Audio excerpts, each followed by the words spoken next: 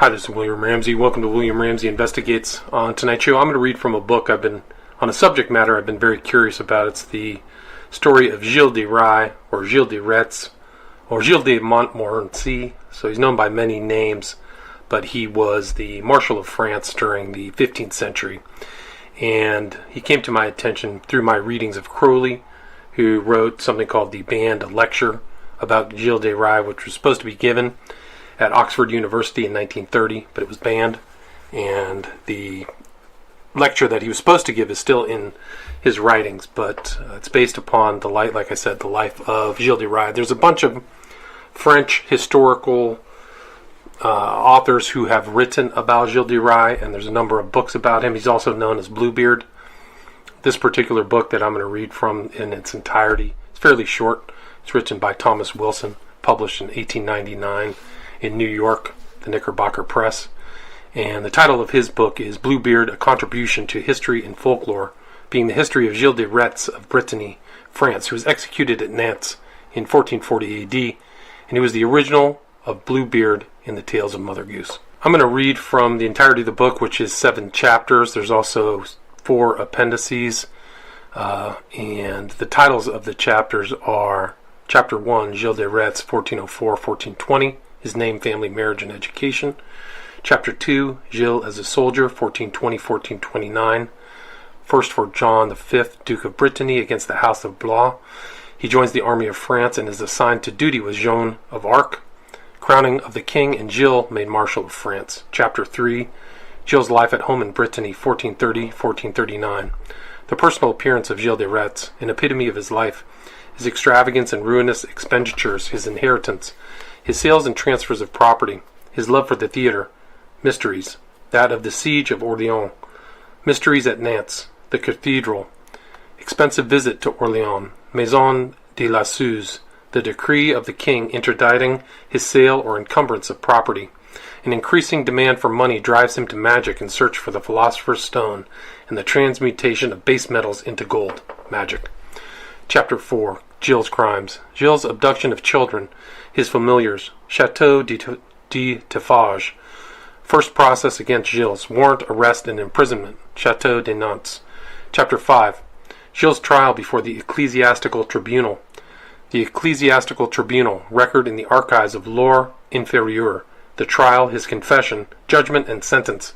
In Chapter 7, the trial before the civil court. Trial before the civil court, depositions, conviction, and sentence. In Chapter 7, the execution. The appendices are Mother Goose Publications, Bluebeard Stories, Mystery of the Siege of Orleans, and Depositions in Civil Court against Gilles. Introduction. The story of Bluebeard has become a classic in infantile mythical folklore literature wherever the English and French languages are spoken. Reverend Dr. Shahan suggests its possible existence in earlier languages and more distant countries. The story is more or less mythical. While it does not follow history with any pretense of fidelity, it has come to be recognized by the historians and literati of France as representing the life of Gilles de Retz, or Rais, a soldier of Brittany in the first half of the 15th century. He was of noble birth, was possessed of much riches, was the lord of many manors, had a certain genius and ability, made some reputation as a soldier at an extremely early age, fought with Joan of Arc, and was Marshal of France. At the close of these wars he retired to his estates in Brittany, and in connection with an Italian magician, he entered upon a search for the elixir of youth and the philosopher's stone. Together they became possessed by the idea that the foundation of this elixir should be the blood of infants or maidens, and, using the almost unbridled power incident to a great man at that early date, in that wild country, they abducted many maidens and children, who were carried to some of his castles and slain. Suspicion was finally directed towards him. He was arrested, tried, convicted, and sentenced to death and executed in the city of Nantes, October 27, 1440, at the early age of 36 years. The author of this volume was sent in 1882 to the good city of Nantes as a United States consul.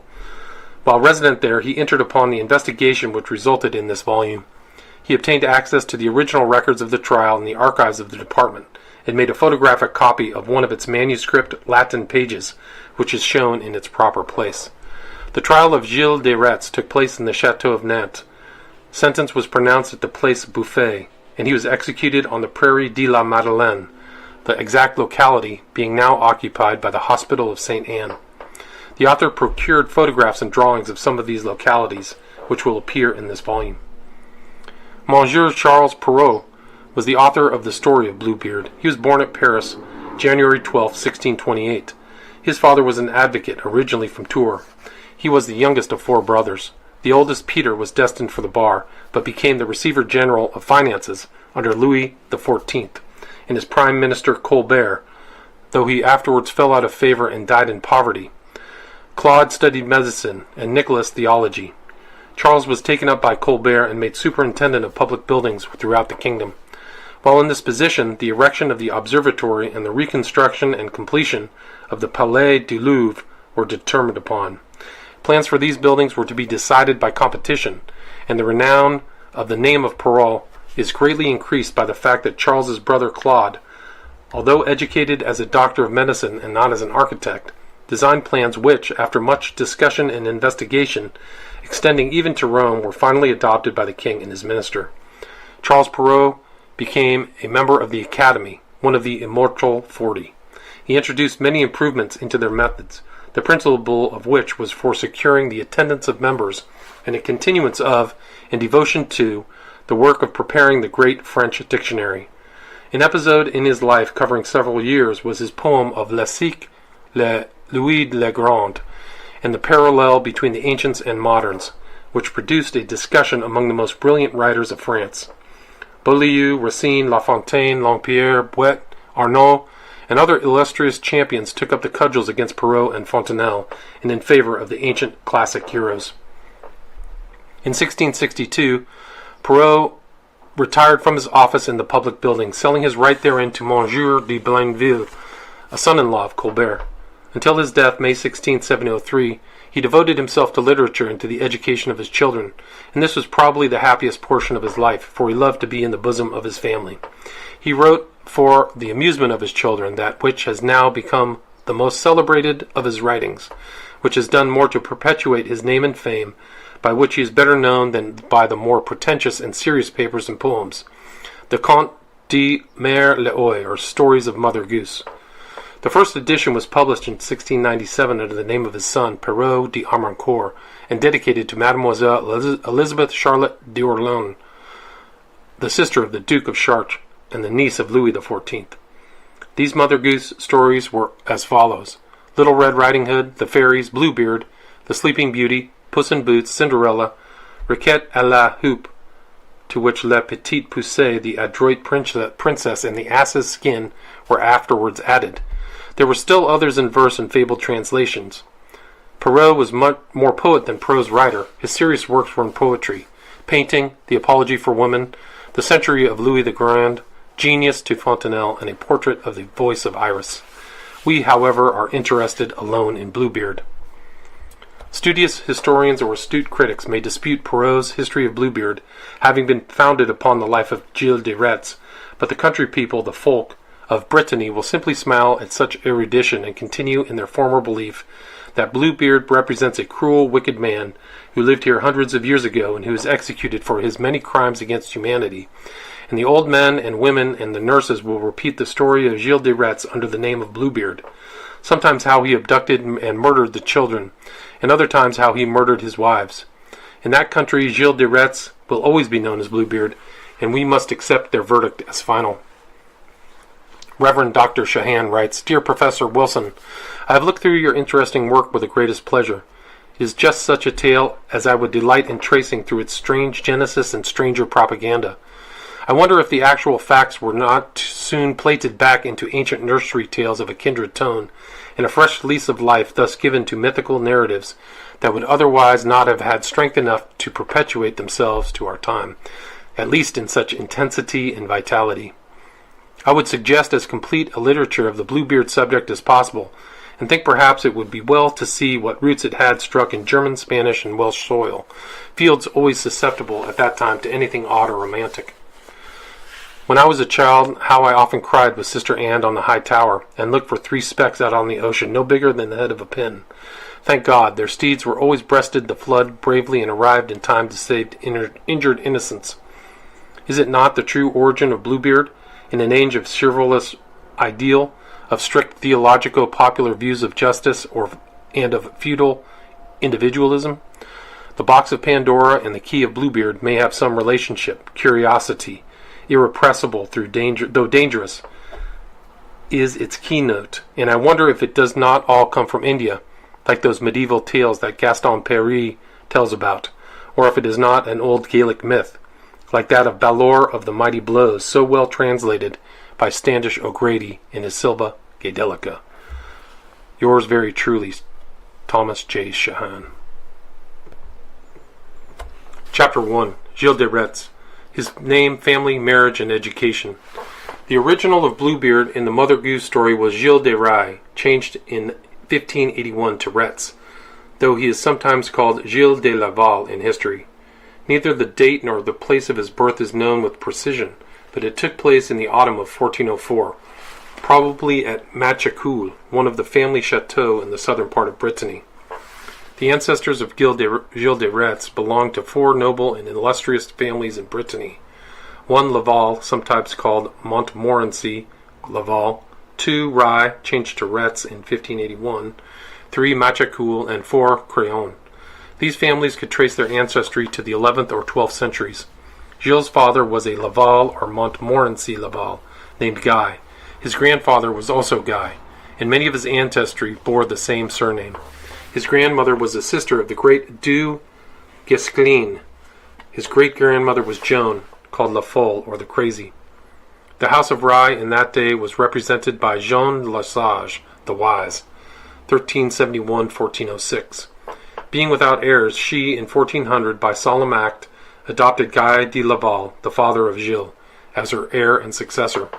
A legal impediment existed in an act of disinheritance, which had been passed against Jean La Folle, the grandmother of Guy de Laval, and it required a special decree to enable Guy to accept the inheritance.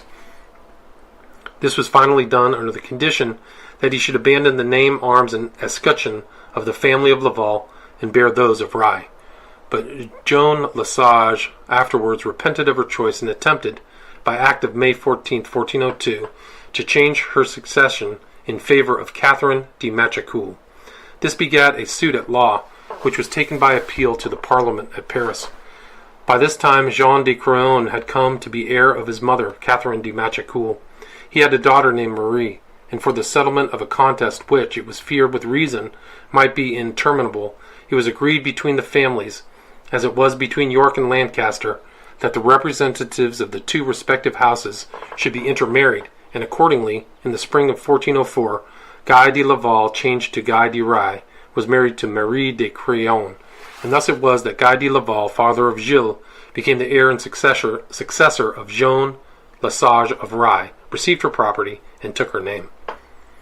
There has been some dispute among the historians of Brittany as to the dates, but it is agreed that the contest of law between the 2 families was begun in 1402, and still found on the parliamentary records in 1403, and was settled by the marriage, which was the best authorities could agree could take place February 5, 1404. Guy de Laval, Rais, and Marie de Craon were the parents of Gilles de Rais, who was their firstborn. His birth is believed to have taken place at the Chateau de Machecoul during the last months of the year 1404. A doubt has been thrown over these dates, especially that of his birth, because of his extreme youth when he made his appearance in public affairs.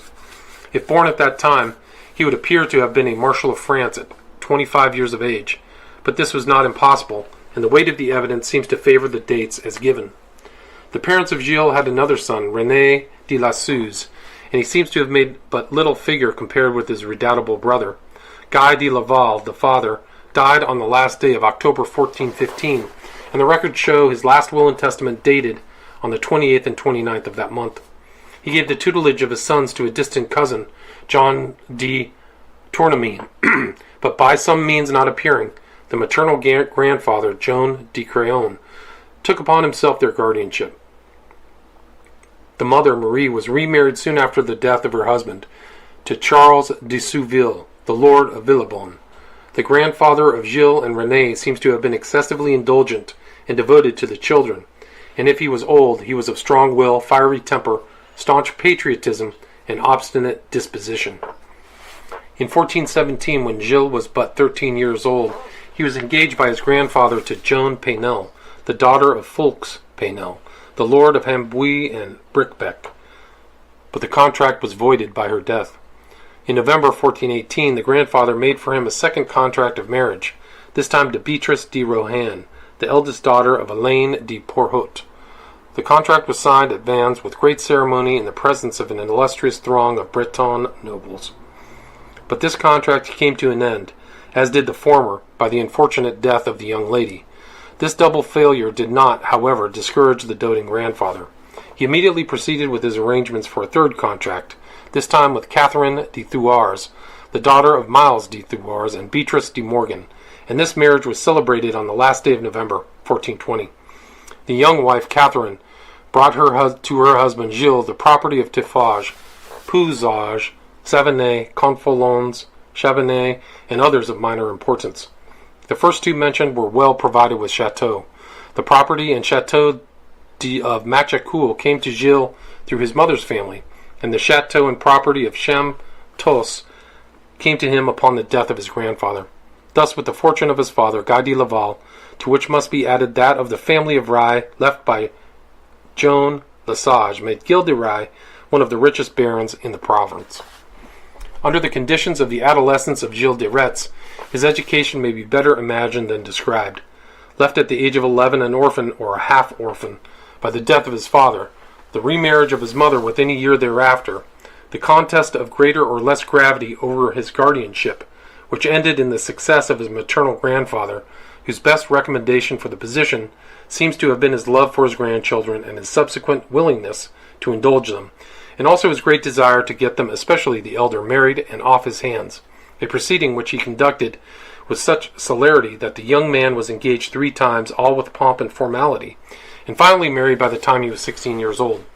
This would seem to afford but little or time or opportunity to obtain an education, even under the best facilities, however studious and seriously inclined he might have been. Education did not stand very high in the province of Brittany at this era. There was much excuse, especially for the nobles and barons of Brittany, for their lack of education. The profession of war seems to have been the highest recommendation, and the shortest, as well as the easiest and most agreeable road to preferment. There is much to be said on the score of patriotism and the needs of the country, for as will be seen farther on, it was an era of war, and Brittany was in the midst of it. The education in arms was almost inevitable. It had greater attraction for Gilles than books, arts, or sciences, and it appeared that his grandfather allowed him to pursue his own wishes and desires without even an attempt at control. Gilles, during his trial, said, quote, "In my youth I was allowed to go always according to my own sweet will," unquote. Nevertheless, he spoke 3 languages, Latin, French, and Breton, and had some knowledge of chemistry, and it seems to be without question that he had a library, so well chosen as to be an object of commendation and attraction to highly educated persons. In the inventory of his effects, taken in 1436 and found among his records, is a receipt of Jean Moncler given to Jean Bouret for a copy of Ovid's Metamorphoses, described to have been in parchment covered with leather gilt, with copper clasps, and locks of silver gilt, with a crucifix of white silver on the back. Chapter 2, Gilles as Soldier, 1420-1429. First for John V, Duke of Brittany, against the House of Blois. He joins the army of France and is assigned to duty with Joan of Arc, crowning of the king, and Gilles made Marshal of France. In the condition of his country at that time, it was but natural that this handsome, impetuous, rich, and powerful baron should take up arms as his profession. France and England were in the midst of the 100 Years' War. Brittany, Gilles' own duchy, had been, since the death of John IV, engaged in a civil war over the succession. The family of Montfort, son of a younger son, had gained victory over the Penthièvres, and Blois, daughter of an elder son. Gilles' father and his family had fought on the side of Blois, but on his defeat they had made their peace with the victorious duke. When Gilles was about 16 years old, an incident occurred which renewed the civil war and swept him into its midst. The head of the Blois family, with his mother, the daughter of de Clisson, set a trap for John V de Montfort, Duke of Brittany, inviting him, under a flag of truce, to a friendly conference to be held at the castle of Champtoceau. This conference was only a pretense. The flag of truce was violated, and John V was entrapped and held prisoner. He was treated with great severity, bound in chains, and cast into a dungeon. This inhuman treatment on the part of the Blois and Penthièvres, being in violation of every principle held sacred by men and soldiers, aroused the indignation of the Bretons to a pitch beyond control. The peculiar interest of this, to the present memoir, is that, while the ancestral family of Gilles de Rais had always theretofore fought on the side of the Penthièvres and Blois, they now turned to the other side and took up for John V of Montfort. De Guesclin, the uncle, and Brumoire, the grandfather of Gilles de Rais on his father's side, were now dead. But Jean de Craon, his grandfather on his mother's side, he who had been so indulgent a guardian, still lived, and on the 23rd of February, 1420, a few months before the marriage of Gilles, they repaired to the town of Vannes, attending upon a session of the States General, convoked in the absence of the Duke by his wife. Part of the ceremony of Gilles and his grandfather was the oath of allegiance for the deliverance of their prince. Quote, "We swear upon the cross to employ our bodies and our goods to enter into this quarrel for life and for death," unquote. And they signed it with their proper hands and sealed it with their seals. The war broke out anew. Alain de Rohan was made lieutenant general. An army of 50,000 men volunteered and took the field under him. In the front rank by the side of his grandfather, at the head of all the vassals of their united baronies, was Gilles de Retz. This army marched against Lamballe, which capitulated, Guingamp, the same family, and successively Hugon, Châteaulon, Brune, and finally against the Château of Champteceau, in which the Duke was incarcerated. This resisted the assault, but was besieged and finally taken, the fortress demolished, and John V was released and returned to Nantes, where he was given a triumphal entry. The Château de Clisson, the headquarters of the Penthièvres faction, was south of Nantes 20 kilometers, in the immediate neighborhood of the most extensive property of Gilles de Retz. In revenge for his adhesion to the Duke of Brittany, which Margaret de Clisson was pleased to call his treason to her side, she found it most convenient to raid and destroy the adjacent properties of Gilles de Retz. In reprisal, the Duchess of Brittany confiscated certain rights which Olivier, Count de Blois, had in or about the Château de Clisson, and transferred them to the family of Gilles, and this was ratified by the Duke after his release. Then, as he says, quote, "in recognition of the good and loyal services of his cousins, of Suze and Rise," unquote, he gives them all the lands of Oliver de Blois, formerly Count de Penthièvres, and of Charles his brother. As was afterwards compromised by the payment of a certain sum of money, Penthièvres, Blois, and Clisson were cited to appear before the States General, at which Gilles and his grandfather assisted as councillors, and, as an end of all things, the Parliament of Brittany declared the Penthièvres guilty of felony, treason, and lèse-majesté, condemned them to death, and deprived them in perpetuity of their name, arms, and all honor in Brittany, but they escaped to France. This was the introduction of Gilles de Retz to the profession of arms, and his first appearance as one of the lords of the country. He was at the time only 16 years old, and immediately upon the conclusion of this campaign he was married to Catherine de Thouars. France at that epoch was in danger of the fate which afterwards befell Poland. The Duchy of Aquitaine, which comprised nearly all southwestern France, had for its duke Edward III, King of England.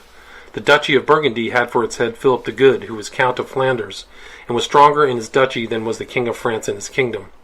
These two were banded together by a treaty, offensive and defensive, and they and their countries were then, and had been for nigh 60 years, carrying on war against France, with the avowed determination of establishing the King of England on her throne. The Duke of Bedford, son-in-law of the Duke of Burgundy, was the English general commanding in France. The Count of Richemont, the second son of the Duke of Brittany, was also the son-in-law of the Duke of Burgundy.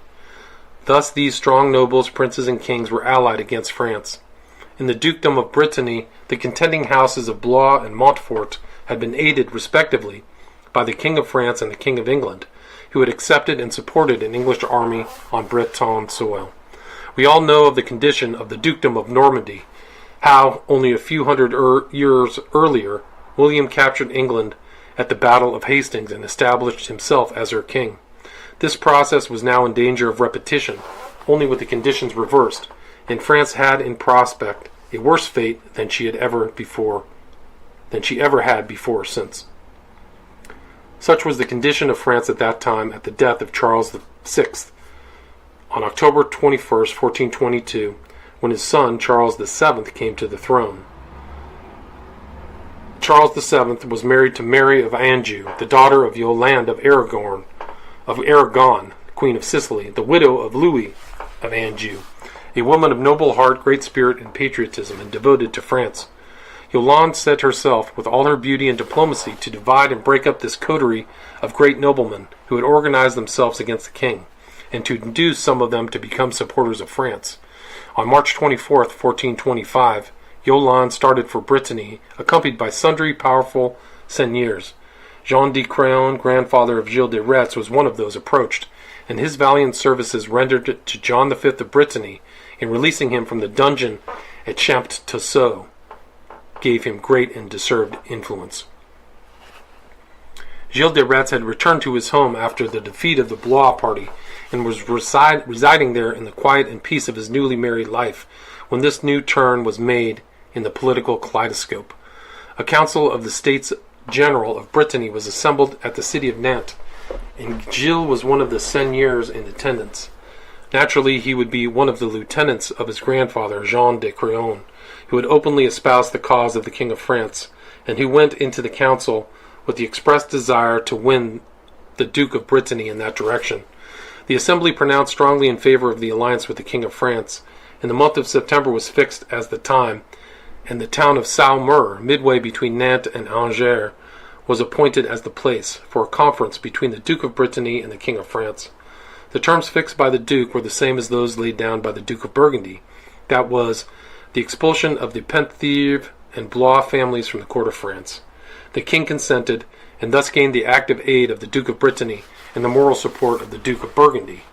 The peace between the Duke of Brittany and the King of France brought its first great fruits in the offer to the king by the Count of Richmont, the brother of the Duke of Brittany, of his services against England, which was accepted, and he, the Count of Richmont, was made Constable of France. To him, probably more than to any other man, was France indebted for the final victory over England, and the establishment of France in her place among the nations of the world. Gilles de Rais, still with his grandfather Jean de Craon, embraced the side of the king with ardor. He was rich, and Charles was poor. He entered with spirit into all the pleasure and gaiety of the court. He became a pronounced favorite, and despite subsequent defection or opposition of the Duke of Brittany, and the renunciation or withdrawal of favor from the Count of Richmont, Gilles de Rais and his grandfather remained indissolubly bound to Charles VII and to France. The first appearance of Gilles de Rais in the service of the King of France, or as a member of his court, was September 8, 1425. He took service with the Breton troops, and made his first essay as a soldier on the side of the King of France in the siege of Saint-Jean-de-Bouvron. Gilles de Rais associated himself with Ambroise de Lor and Baron Beaumanoir, the son or grandson of him who led the fight for Brittany in the Combat de Trent. These three attacked and captured the fortress of Rainfort in Anjou, which capitulated with terms that spared the English soldiers, but left to be punished the Frenchmen who had committed treason against their country. Ambroise de Lor sought to save them, but Gilles was firm in his decision that they should hang as traitors, and such was their fate. The chateau of Malincourt was attacked by the same three, captured, and surrendered on the same terms. The two friends, Beaumanoir and Gilles, held together in their undertakings. They were together at the siege of Montargis, which was conducted by Constable Richmont and La Hire.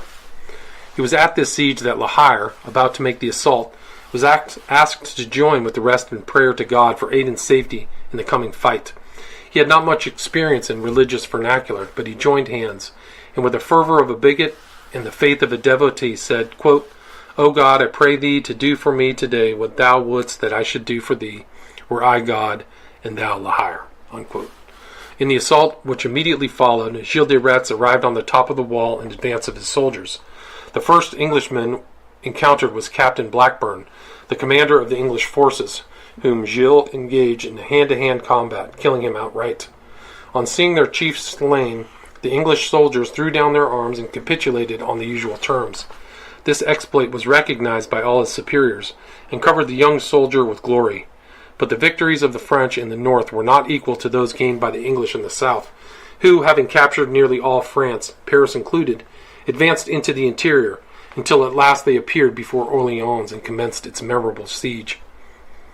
Then, in 1429, came the brilliant meteor across the sky of France, Joan of Arc, the Maid of Orleans.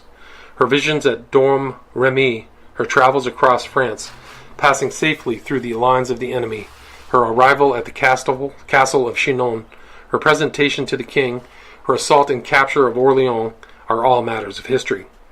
The theater of her exploits in western France was not far distant from the barony and residence of Gilles de Rais. He was the kind of man to be captivated by the Maid of Orleans, and he became one of her most devoted followers. It is said that he received from the king orders to be captain in her escort, whether as its commander does not appear, but he was with her at Chinon, Poitiers, Blois, Orleans, Jargeau, Meung, Beaugency, and Patay. On the occasion of the king's coronation at Reims, Gilles de Rais received the baton of the Marshal of France. There is a question as to the date, but none as to the fact. Some authorities give the date at June 21st, 1429. Others again say that with their peers of France he was promoted on the day of the coronation of the king, July 17th, 1429. Still others assert it to have been in the month of September. It is explainable that all three of these dates are correct, for the king might well have announced on the earliest date that he was to be promoted to the rank of Marshal of France. The ceremony of installation may have taken place upon the occasion of the king's coronation, and yet the commission not have been signed or recorded until September. That he was a high officer in a command upon that occasion and in favor with the king cannot be doubted. The kings of France, from Clovis, the first convert to Christianity, down to Louis XIV, were crowned in the cathedral at Reims. There is a tradition that upon the crowning of King Clovis, a white dove miraculously descended from heaven and hovered over, if it did not alight upon the king's head, bearing in its beak the ampulla containing the consecrated oil for his coronation. The latter was retained and became a holy emblem under the name Saint Ampoule, and was preserved in the Abbey of Saint Remy, near the cathedral at Reims, until it was destroyed during the French Revolution. From Clovis to Louis XIV, it figured in the coronation of every king of France. At the coronation of Charles VII, Gilles de Rais as Marshal of France, Marshal Boussac, Admiral de Coulon, and Lord Greville were the four nobles of France chosen as its escort and guard of honor. After the coronation, Gilles remained in the service of his former position of guard, or captain of the guard of Joan of Arc. He accompanied her to Paris, which the English evacuated and left to the care of the Duke of Burgundy. The capture of Joan at Compiègne took place May 20th, 1430, and her execution May 30th, 1431. There is no evidence reported of Gilles' presence during any of this time. There has been found among the records of the barony of Rais a paper wherein he acknowledged a debt to, quote, Roland Malvoisin, captain of Prinquet, sum of 28 crowns of gold, for the purchase of a horse, saddle, and bridle, promised to his dear and well-beloved Michael Macaffer, captain of a certain company, as soon as they arrived at Louviers, in order to engage said captain to come with him on this voyage, unquote. The paper was dated December 26, 1431, and is signed in his own proper hand. Chapter 3. Gilles' life at home in Brittany, 1430-1439. The personal appearance of Gilles de Retz, an epitome of his life, his extravagance and ruinous expenditures, his inheritance, his sales and transfers of property, his love for the theatre, mysteries, that of the siege of Orleans, mysteries at Nantes, the cathedral, expensive visit to Orleans, Maison de la Suze, the decree of the king interdicting his sale or encumbrance of property. The increased demand for money drives him to magic, in search for the philosopher's stone and the transmutation of base metals into gold. Magic. There are but two known portraits of Gilles de Retz. That is in the place of Versailles is purely imaginative, and was only made to complete the series of the Marshals of France. It is not known by whom or at what time the other was made. In 1438, Gilles was 35 years old, tall, handsome, and well-formed. He showed in his face, figure, and in every movement his spirit and pride. He had a high rather than broad forehead. His nose was prominent and slightly aquiline. The nostrils were large and thin, and on occasions of anger spread and quivered in an interesting and threatening manner. His lips were rather thin but well colored, and had a tinge of delicate and refined sensuality. Like many of the Breton race, his complexion was fair, his eyes large and blue, and his eyebrows and lashes long and black. His hair was also long and black, and beard the same. It was soft and silky, with its raven blackness became shiny, giving it a tinge of blue-black, which may have served as a foundation for a pseudonym in that country. His neck was neither too short, too long, nor yet too large, but seemed a full column of nervous strength, calculated to support solidly and well his head and brain, with whatever of pride, audacity, and confidence it might have. His shoulders were square, his body long, and his waist small, while the bust and hips were large and fairly placed upon the muscular legs, which stood straight under him, giving his body firm support.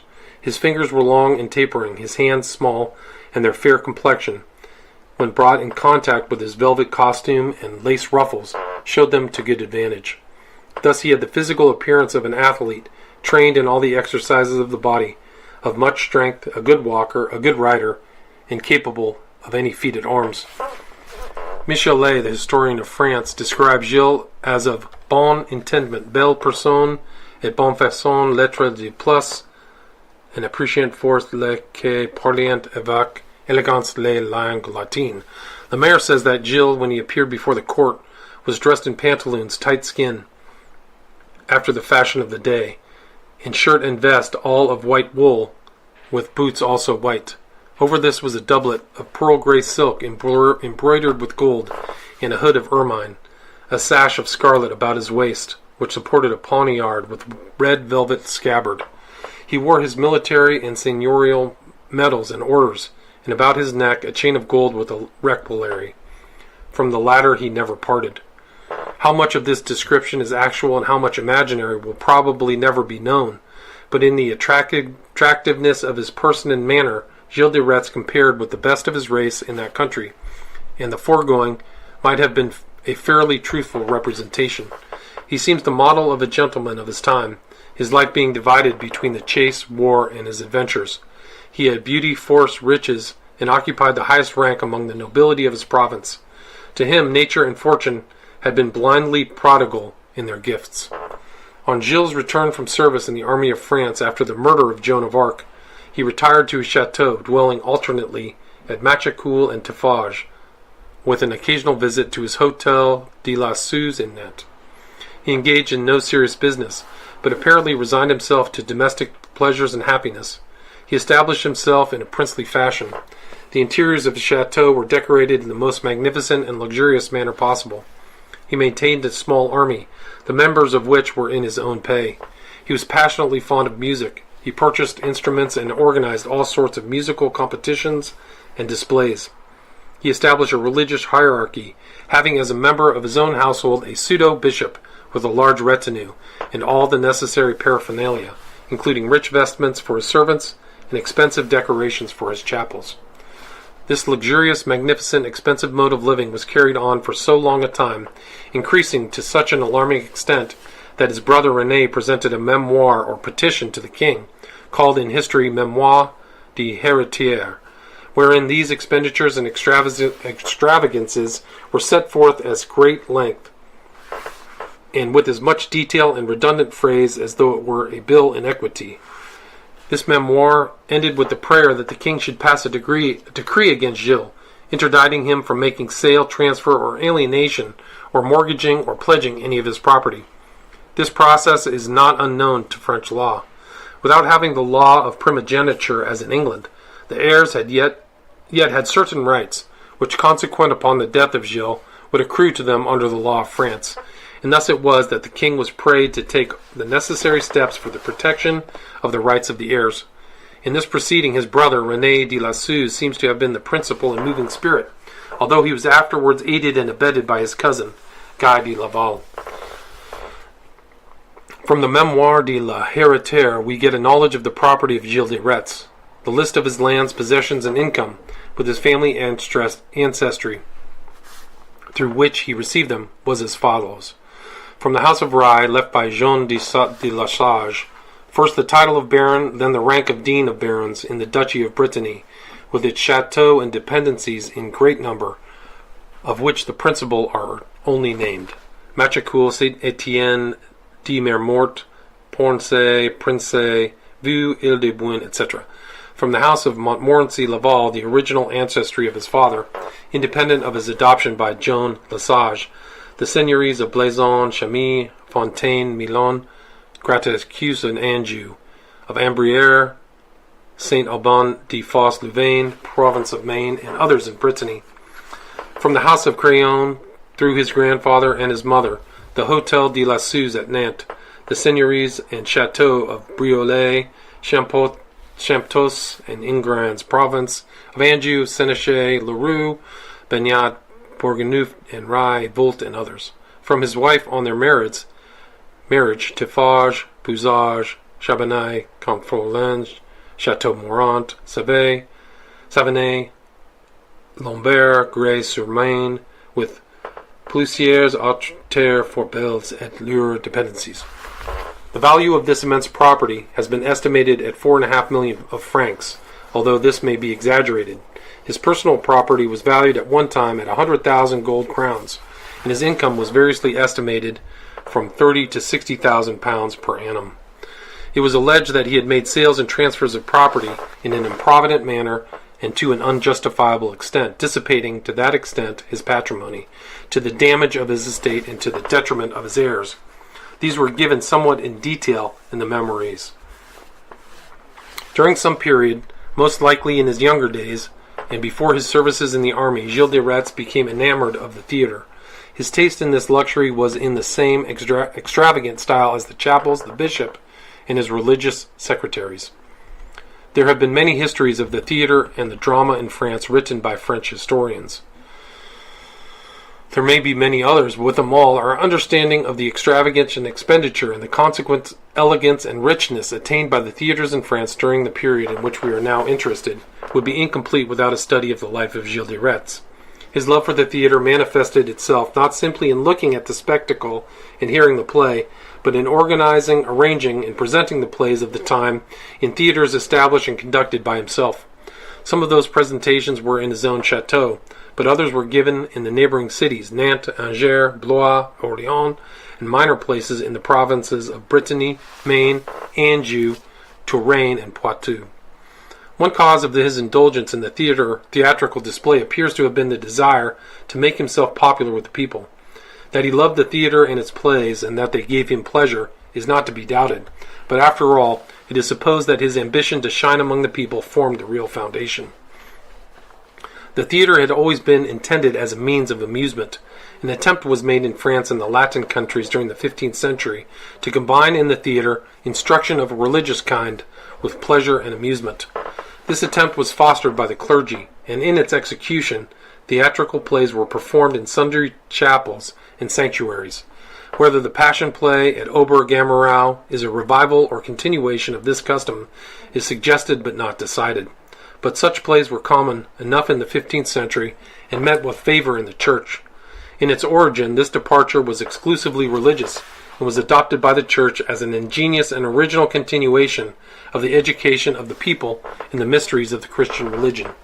Originally, it employed only sacred topics and used only terms taken from the ritual or from the Bible, and was altogether in prose Latin.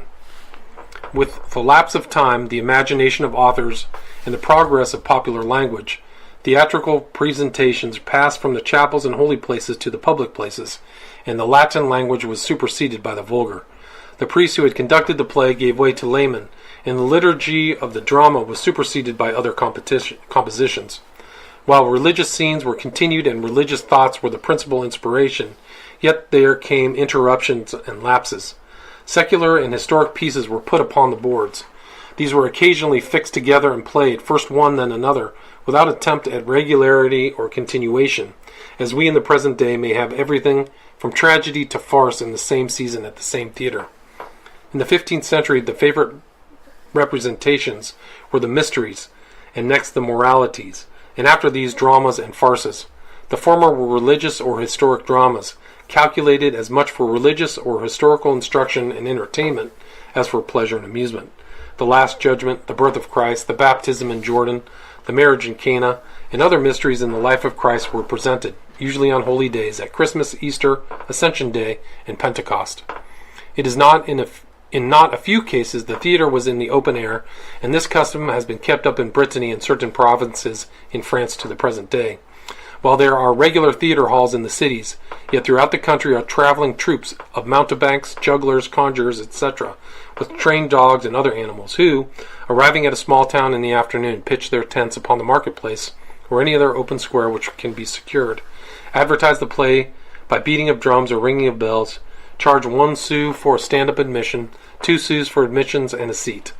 The stage is made by unrolling a strip of carpet upon the ground or pavement, and here will be performed the sublime tragedy, the touching drama, and the roaring farce. One of the first paragraphs in the chapter on the extravagant and ruinous folly of Gilles in the Mémoire de la Héritière tells that the establishment, organization, and equipment of these theaters and the performance of the plays was at the expense of Gilles. The succeeding paragraphs enlarge upon his immense and ruinous expenditures in this regard. The decoration, apparel, apparatus, and costumes of all the actors were ordered by him. He required the best of everything, while the question of expense or even of value seemed as nothing. When he wanted them, and they were purchased at the asking price. Each person had a special costume according to his role and dignity, the beggar, the valet, the huntsman, as well as the soldier, knight, and noble. The fair ladies, the saints in heaven, were all accoutred and equipped with stuffs of such richness as would magnify the greatness and power of the author and owner of it all, and gratify his inordinate ambition. Gold, silver, velvet, precious stones, rich armor, luxurious harness, fine embroidery, silken stuff, satin, and all the marvels of art in profusion. When the ornaments of the church were required in any scene or play, there were copes, chasubles, dalmatics, albs, and all the ecclesiastical robes so rich and sumptuous. His ecclesiastical paraphernalia was at the command of the theater. The follies and ambition of Gilles not only required his theatrical costumes and property to be of the richest and most expensive stuffs, but in his maladministration they were bought at high prices, payment frequently made with promises greatly increasing their cost. With all this, his pride was such that he never permitted the same dress to be worn twice. Everything was required to be made anew for each representation and for each series of representations. New costumes seem to have been his particular fad in that day, so that he could use the same terms which now appear in the playbills of the city, entirely new and elegant costumes. Having been once used, they were thrown aside or sold at whatever could be gotten for them. This meant to buy at the highest price and sell at the lowest, a system which we well know produces financial ruin. His ambition and desire to please led him into foolish and useless expenditures. All his theaters and the plays rendered by him were free. The people who attended paid nothing. Gilles paid the expenses of the entire entertainment. Consequently, one can easily understand the statements made in the memoirs of the ruin wrought by these representations, the cost of each one being 30, 40, or 50,000 francs. Gilles' favorite play was the mystery of the siege of Orleans. Here he was not only actor but principal. It was a drama in verse, though not in rhyme. It was based upon the events of that memorable siege. Quicherat says of it that its historic value is nil, not because the author has removed it from the domain of history, but for the contrary reason that he was quite too near, both in space and time, to the events as they happened, and was therefore unable to take the role of historian and make deductions. He could not form conclusions, nor announce principles. All that he did was to recount the actions and events as they happened day by day. He was a recorder, not an historian. The drama or poem was largely romance. While recounting the daily progress of the siege, it was not a veritable or trustworthy journal thereof. The words put into the mouths of the various actors were probably never spoken by them, certainly never were heard by the author. But they were speech of the day, they were news gathered at the time which might have appeared in the daily newspapers, if such things that had then existed. It is because of their nearness to the events that they are not history. How long the mystery of the siege of Orleans continued to be represented in the theater as a drama is immaterial. 140 personages have been introduced upon the stage, not counting the groups of soldiers, peasants, citizens, and musicians. The Marshal de Retz figured in it as one of the prominent actors, in close relation to the king and to Joan of Arc. Not only is his name mentioned, but he himself had a speaking part and was present on the stage. Naturally, he would take his own part and appear under his own name in the play, and this was both a compliment to his courage and ability as a soldier and his versatility as an artist. While it kept him constantly before the people, it gave him an opportunity to gratify his ambition. It was useless to give any description of it, for it is simply the representation of the siege of Orleans, written by one who, while he did not copy the journal, had it under his hand while writing the drama. Because it is in verse, it will not be practicable to translate much or any of it, but a few paragraphs will be given, in which Gilles de Rais figured, and will be inserted in the appendix. A description of one of these mysteries had been given us by Monsieur Paul Saunier. Its presentation took place in the Place de Notre Dame before the cathedral at Nantes on May 21st, 1439, under the direction and at the expense of Gilles de Rais. It was the mystery of the Lord Jesus Christ and of the Virgin Mary. It was written by a young poet, Jean Lanot, and Gilles de Rais is reported to have paid him the sum of 10 golden crowns. Whether the story told by Saunier is absolute verity is of slight consequence. There can be little doubt that it represents truthfully the custom of the period relating to such spectacles, and is a fair description thereof. Much of it is recognized in accordance with habits and customs of that country in the present day. All public proclamations and announcements by official authority in the provinces are made through the aid of either trumpet or drum, but in Brittany with the trumpet. The herald or other officer, when making an official sale, begins generally at the city hall and makes the round of the city, sounding his trumpet at prominent places, calling the people together to hear his announcement, which he makes via voce, and so passes on to the next place, repeating the performance. Lost children are cried in the same way, except that when done by a private individual, a bell is used. In the present case, the herald of arms was richly dressed in the livery of his master, the Baron de Retz, accompanied by a guard of 4 soldiers or men-at-arms who escorted him and kept a crowd at a distance while he blew a call on his trumpet, and he made his announcement, which is given as follows. We, noble and powerful Baron, Gilles de Retz, Marshal of France, Lord of Champotès, Tiffage, Machecoul, Saint-Étienne de Mermort, Pornice, and other places, do by these presents make known that by the express permission of the high and powerful Lord Seigneur Jean de Malstroit, by the grace of God and the Holy Father, the Bishop of Nantes, there will be given on the 21st day of the present month, at 2 o'clock afternoon, at the place of Notre Dame, a presentation of a mystery concerning the life of our Lord and Savior Jesus Christ, and of Madame, the Holy Virgin, his mother. When the herald ceased, the soldiers closed up the circle that had been made around him and prepared to escort him to another place, while the crowd cried, Lies, lies, to the marshal, lies to our Lord Bishop. The herald and his men-at-arms departed, and the crowd dispersed. It would scarcely be possible at this late date to obtain a more complete report of the prodigalities of Gilles de Retz than is furnished by Memoire de Heritier, which, as it was sufficient for the king, should be sufficient for us. But there will occasionally crop out of the historical desert of this ancient time a record which, by giving information on a particular subject, lifts the veil from his life and gives us glimpses into certain extravagances, whereby we may imagine the result. One of these, lately found among the archives at Orleans, and contributed by M. Douanel, is a memorandum of a visit of Gilles to that city from September 1434 to August 1435. He was accompanied by his suite and retinue, military and ecclesiastic. His brother René de la Suze was with him, which was the only time they are shown to have been together, and curiously enough, it must have been while the Memoire de Heritier, if not already presented, were being prepared, or at least contemplated, for the decree of the king was published within the next 2 years, yet no mention is made therein of René's presence on this trip. Arrived at Orleans, Gilles de Retz installed himself with his personal adjutants at the Hotel of the Golden Cross, while his suite and high officers with their respective retinues were installed in other hotels until, as the minute says, there was not a hotel in all Orleans but was occupied, if not filled, by him or by the officers and men of his suite. His college, that is, the ecclesiastics, 25 or 30 persons, were installed at the Crown de Saint-Georges, the choir and their leader at the sign of the sword, his armorer Hector Brosset at the coop, his brother René Lessuze at Little Salmon, his counselor Gilles de Rais, Guy de Bonnière, Gaillot Chambray, Guillaume Tardif, and Guy de Blanchefort, with his captain of the guard at the Grand Salmon, his chevalier Monseigneur de Montarnier, Fouques Blasp, Jean de Reine Bolet in the image of Saint Mary Magdalene, Jean de Montclay at another suite, while men-at-arms, servants, lackeys, and followers occupied the White Horse, the Savage Man, and the Crown of Orleans. While at Orleans in 1434, he made thence during the autumn a trip to the Bourbonnais country, stopping for a time at Mont-Lucon, at the Hotel Crown of France.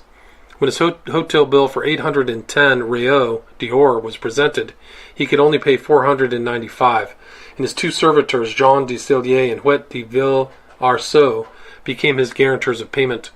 Everything during the trip was at his expense. They all traveled on horseback, unless it was some high dignitary or quelque malade or sick who had a chariot. Horses and all expenditures were furnished by him.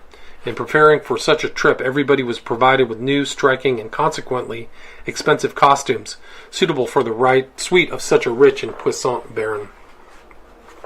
On his return to Brittany in August 1435, it was found that his travels during the year had cost the round sum of 80,000 gold crowns.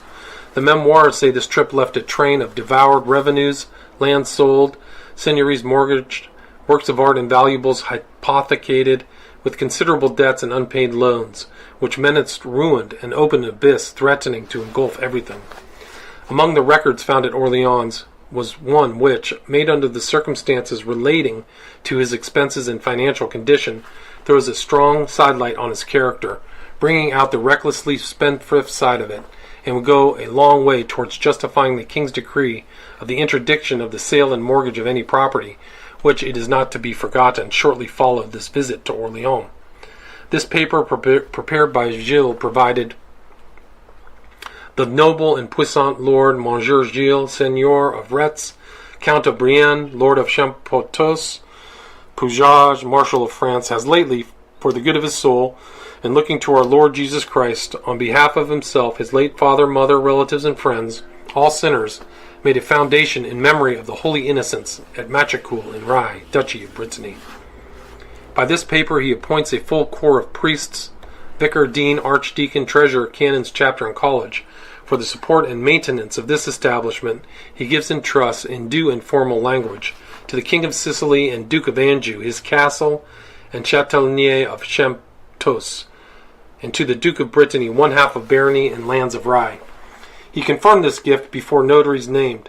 He declared the two princes named should act as his trustees, and providing for their possible refusal to act, he names respectively, and in succession, as future trustees, the king, the emperor, the pope.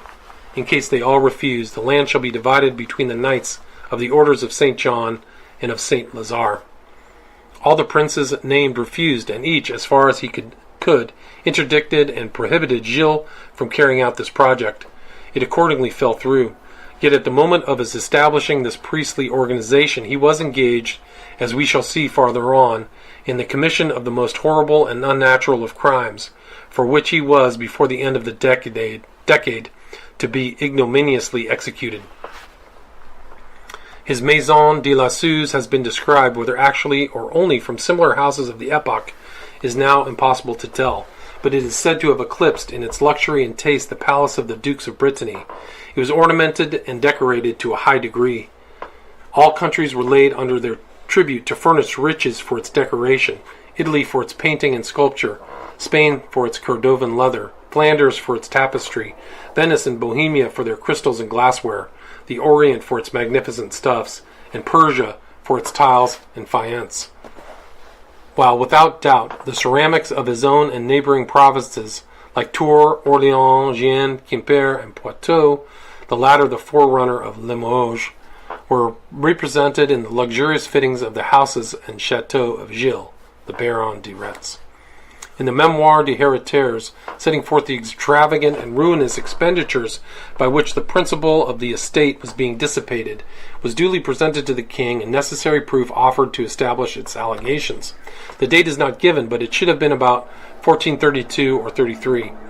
In 1435-36, the king, having become satisfied of the truth of the matters alleged, through his Council of State and by letters patent, issued his decree of prohibition against the alienation or encumbrance by Gilles de Rais of any of his lands or seigneuries. This decree has been preserved to us in Guepin's History of Nantes. The king enjoined upon his parliament the duty of carrying this decree of interdiction into effect, and under severe penalties he forbade any captains, guards, tenants, or persons in charge from returning or delivering up to any stranger to the title of any chateau or fortress of Gilles de Rais until Parliament should so order. The decree was published at the sound of the trumpet at the principal places concerned: Orléans, Tours, Angers, Champtos, Puisage, Tiffage, Saint-Jean-d'Angely, and other places. The Duke of Brittany refused to accept, register, or publish the decree, and it was in vain that the femme parente et l'amie of Gilles solicited him. It is alleged that this was to enable the Duke to take advantage of the necessities of Gilles and purchase his lands at ruinous prices. He purchased some and took mortgages on others. Champtos, Bourg-Neuf, Benat, and Prince de Prince were mortgaged for the sum of 100,000 crowns of gold, to be repaid within 6 years. In this way did Gilles, during these 8 years of his life, dissipate the sum of 200,000 crowns for the heritage. The king's interdiction of the sale or mortgage of any of his property aggravated Gilles' situation by increasing his difficulties in obtaining money. He had no scruples about borrowing money from whomsoever he could, and if repayment could be put off a sufficient length of time, he would promise the return of it doubled or trebled, as the creditor demanded. The situation must have been irritating to Gilles, and doubtless proved his incentive to magic, by which he hoped to discover the philosopher's stone, and thereby the means of converting the baser metals into gold. Whatever he may have done or thought in this direction prior to the passing of the decree, it seems that later he entered into closer relation with the alchemist and magician, and sought to study the practice the black art to a greater degree than he ever had done before. From this on, we have to treat Gilles as a changed man, not only in his conduct, but in his character and desires. He separated from his wife, but established her in the chateau of Champtos, where he installed himself with his retinue, including his magician, in the 2 chateaux, one at Machecoul, which he had received from his father Guy de Laval, but principally at Tiffage, which he had received from his wife. Here we have to treat of him no longer as a soldier, or as a noble of France, but in his character of magician, necromancer, debtor, robber, and murderer. Under these circumstances, what course Gilles was to pursue, and what could he do to retrieve his fallen fortunes? He required money, but he was spending more than his income. He was selling off his property and reducing his principal in the vain attempt to liquidate his debts and provide for his present expenses.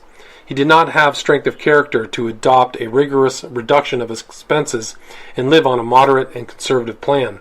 Indeed, such would hardly have been natural.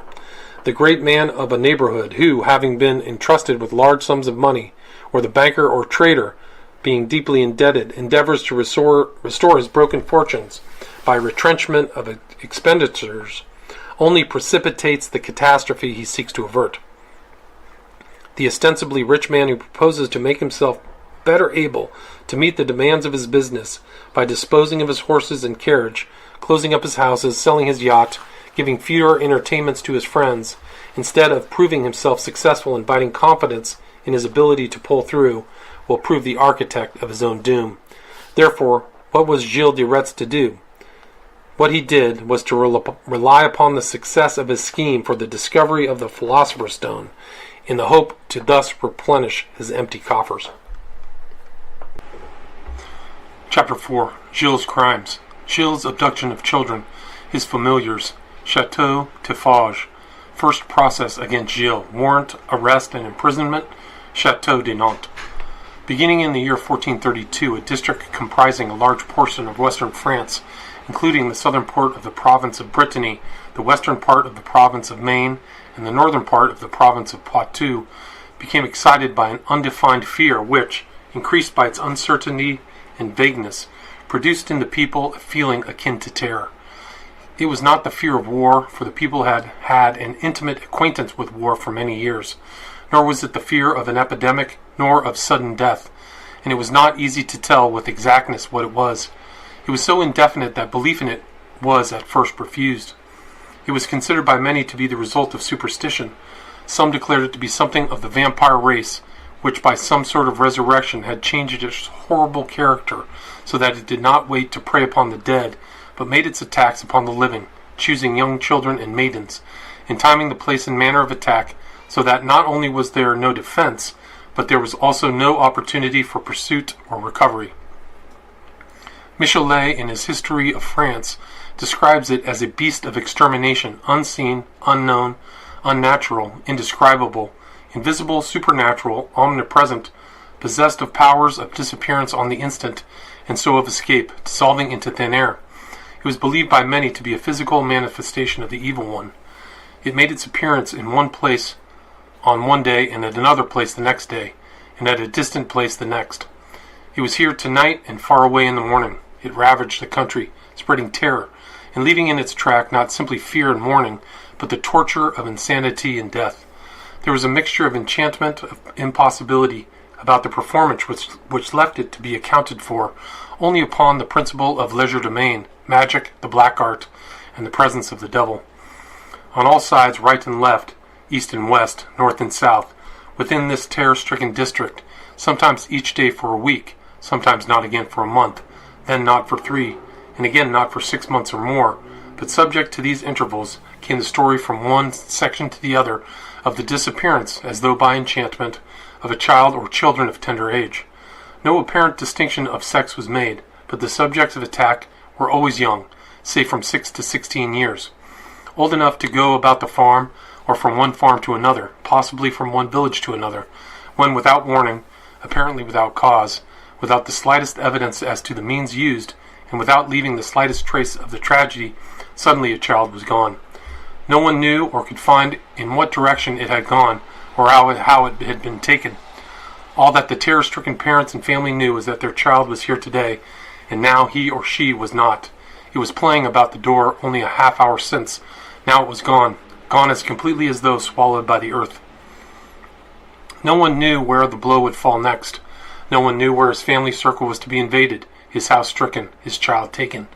Every care and watchfulness was employed. Consultations were had between the stricken parents.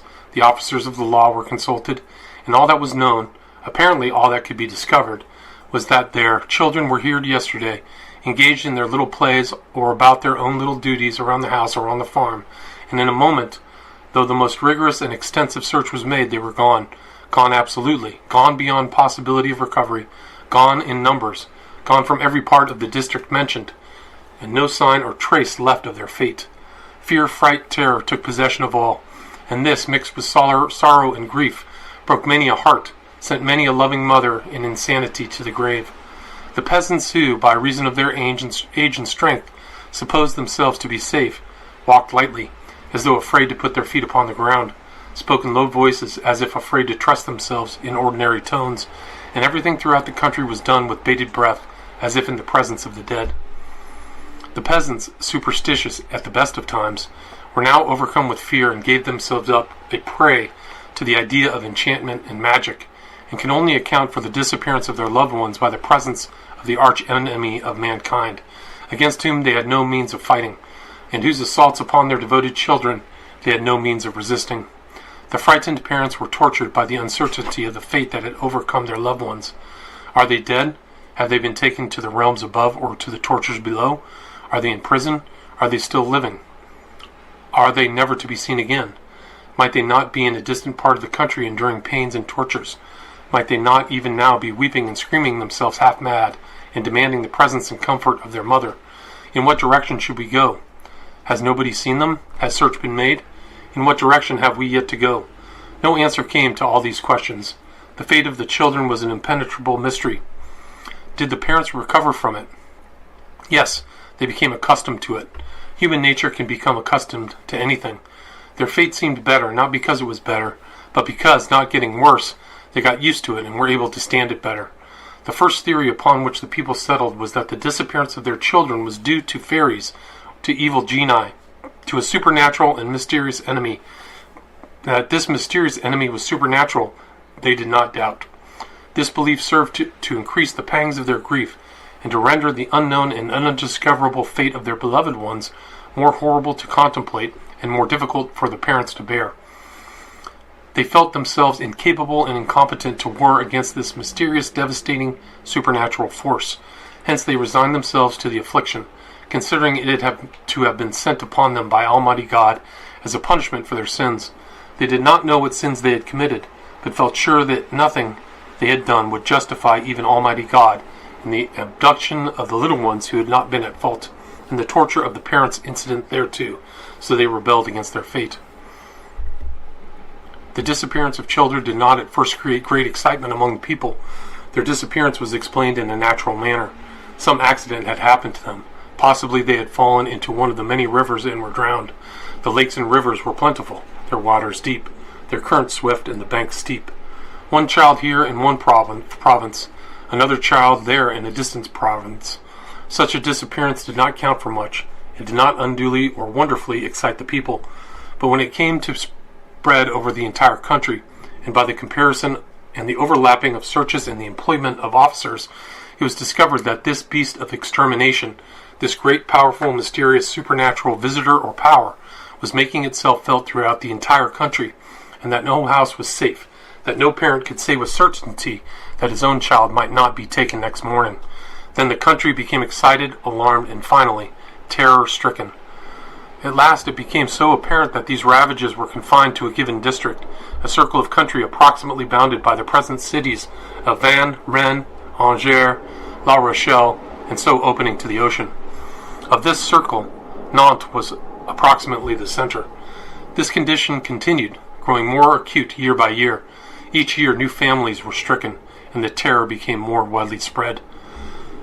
A man of the character and ambitions of Gilles de Rais would naturally have about him a corps of men to assist in carrying out his nefarious courses. They would necessarily be without fear and without conscience, adepts in secrecy and deceit, with the instincts and abilities of detectives and ready to obey any behest of their master.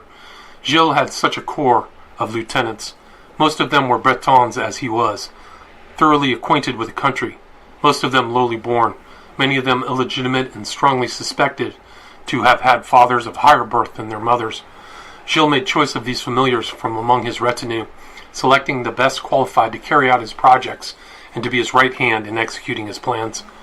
The names of some of these have been preserved to us in the process against Gilles: Eustache Blanchet, Henriette Griart, Jean Rossignol, Gilles de Sille, Hughes de Beaumont, Etienne Correlot, alias Poitou, Robin Romulart, and one woman, Perrine Martin, alias La Meffray.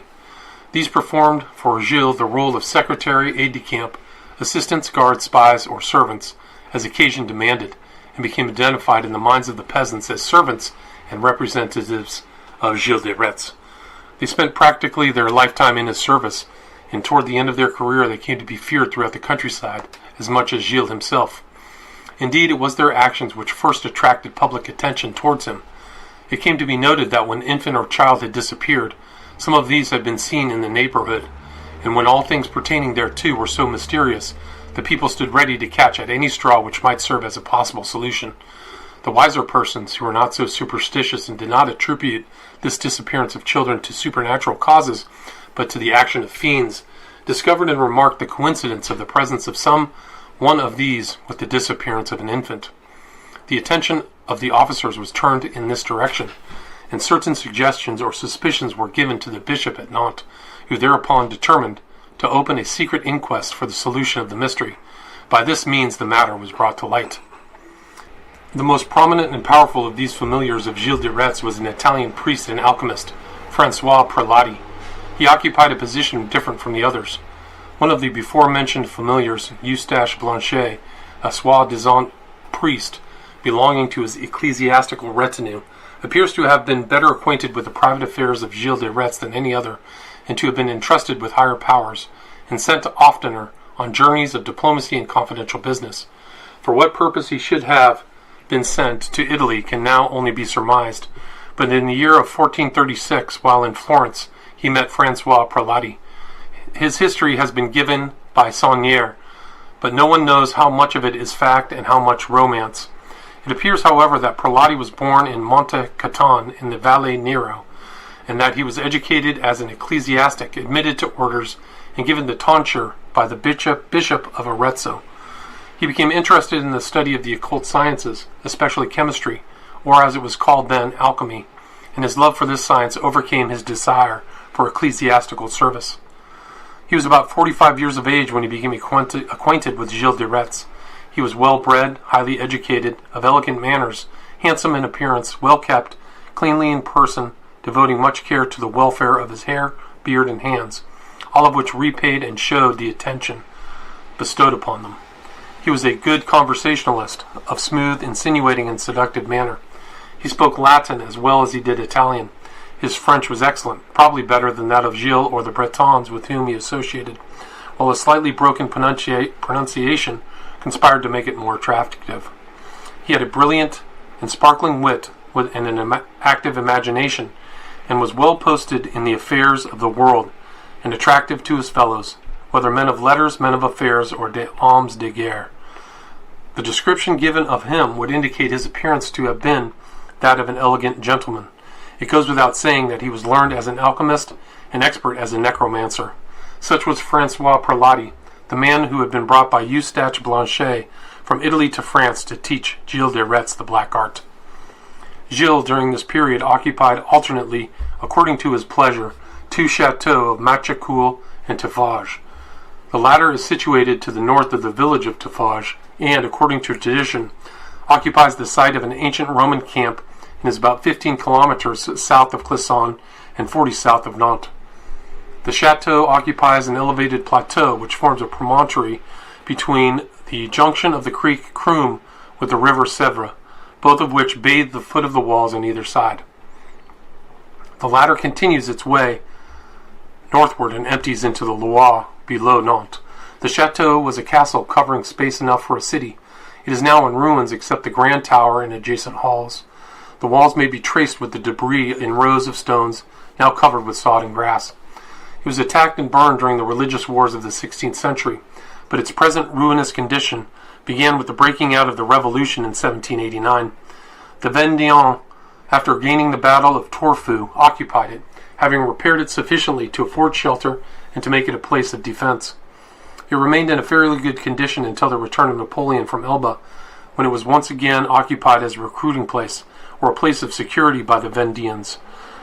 After the Battle of Waterloo and the restoration of Louis XVIII, fearing some further use of it by enemies, the government destroyed it, reducing it to its present condition. The lowlands in the neighborhood are marshy and almost become lakes. The lake of Grand Lieu is not far distant, and others are in the vicinity. The ruins are interesting and the debris is easily recognized. One with a slight knowledge of the arrangement can trace the walls of the structure, as well as the triple cincture of fortifications surrounding it. These are now covered with sod and green grass and used for pasturage, while the level places like the courts within the castle and the parade ground within the lines of fortification are subjected to cultivation. The chateau at Tafage was partially built in the time of St. Louis. The grand tower now remaining is said to belong to that epoch. The large tower, the small tower, the chapel, the great hall wherein the baron presided over his retainers, or, if need be, received such lords and seigneurs as came to visit him, the dining room, the kitchen, scullery, with all their necessary appurtenances of cellar, storehouse, warehouses, well room, were all in evidence. Bedrooms, halls, parlors, etc., were prepared in abundance for the reception of lords, ladies, and all who might attend upon the occasion of a ball or fete. On another side of the courtyard, but adjoining the main building, was a shorter wing large enough to lodge his knights, men-at-arms, soldiers, servants, varlets, etc. It was, in these regards, similar to most other extensive castles or chateaux, and can be compared to the Chateau of Nantes, where Gilles was tried and convicted. Chateau Tafage was a favorite residence of Gilles de Rais. It was a stronghold, in which, if need be, he could have a great security, and in case of war or attack, could make a good defense. It was large and commodious. Here it was that Gilles de Rais and Francois Prelati, the Italian, had their laboratory in which they endeavored, first by alchemy, then by magic, lastly by murder, to discover the elixir of eternal youth and the transmutation of metals into gold. Here took place the attempt to obtain a conference with the Evil One, with the idea of obtaining his supposed influence in their sublunary affairs. A description of this laboratory has been left us. The chamber was high up in the tower, with communicating passages in various directions, to the large tower and also to the basement, and, as is said, to the oubliettes in the secret passageway to the Crum and so outside the chateau. The laboratory occupied the full diameter of the tower. An immense chimney was on one side of the room, in which was placed the furnace, where the mutilated bodies of many of the dead infants were consumed. The chamber had but 2 windows, one to the north and another to the south, both high up in the wall, both capable of being closed and darkened by solid shutters. Lemire says, quote, "In the highest chamber of the small tower, Gilles had installed a alchemy laboratory, and there employed his 3 sorcerers, 1 French, 1 English, or Picardian, and 1 Italian."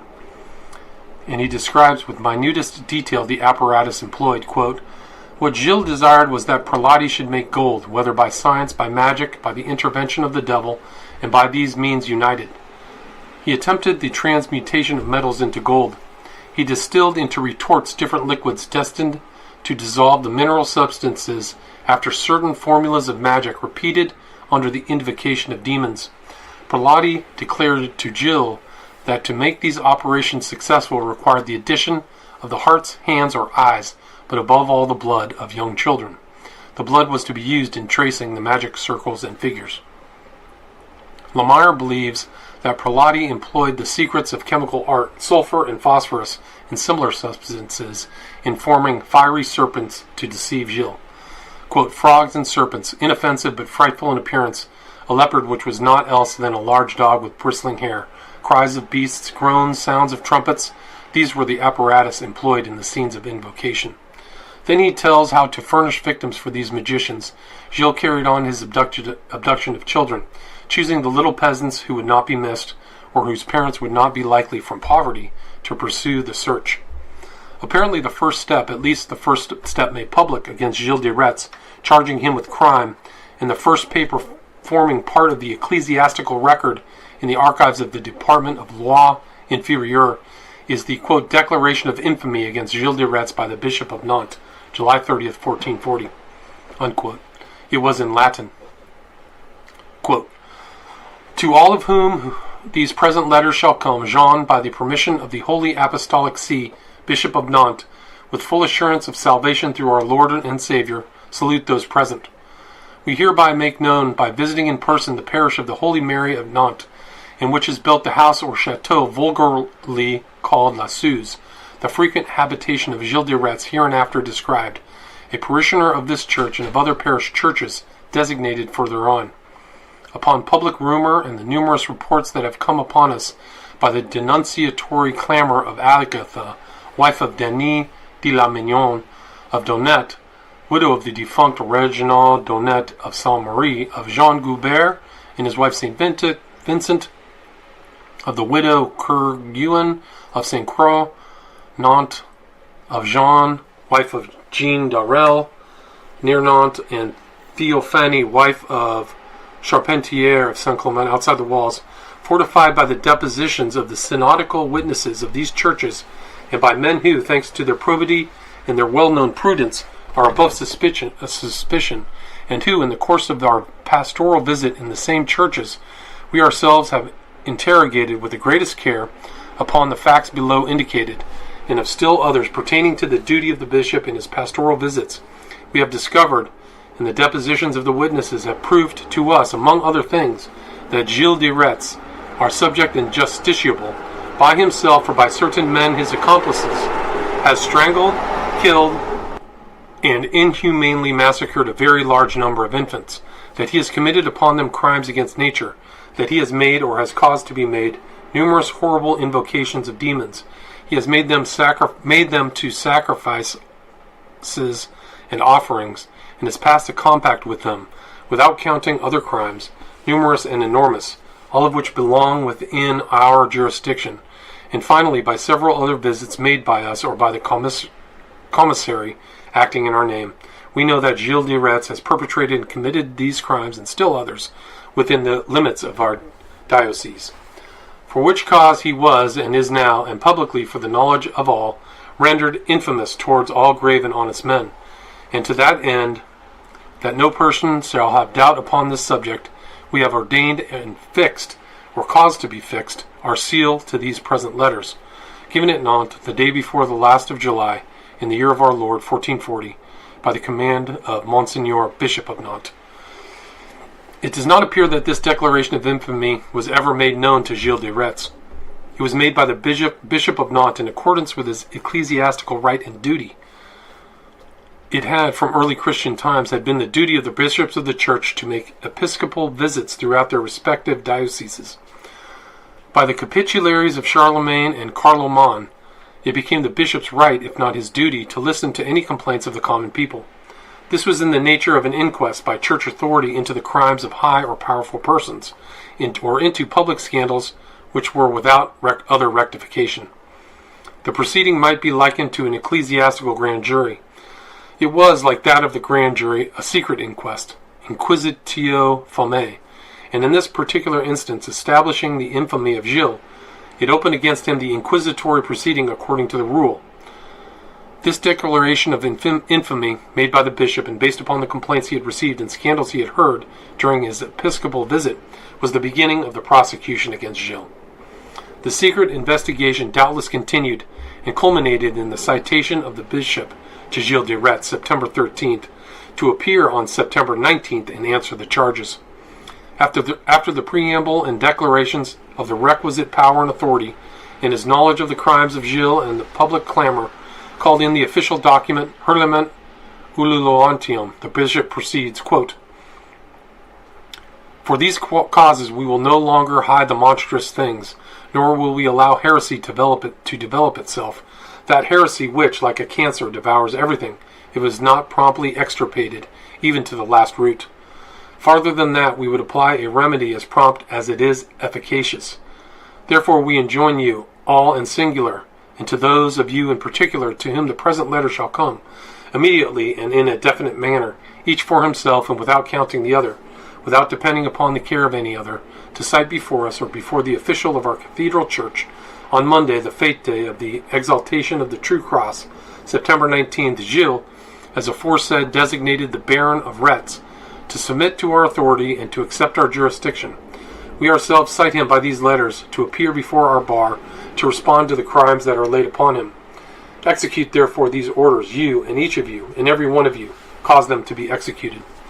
Given at Nantes on Tuesday, the 13th of December, in the year of our Lord, 1440.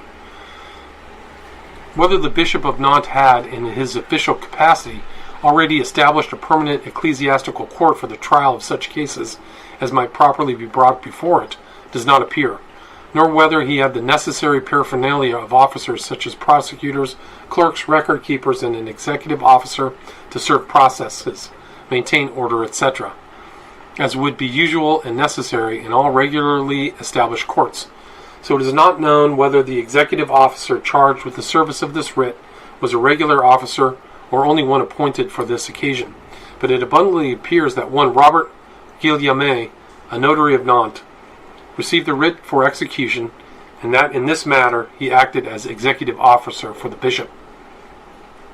Gilles de Rais was at that time at his chateau of Machacoul.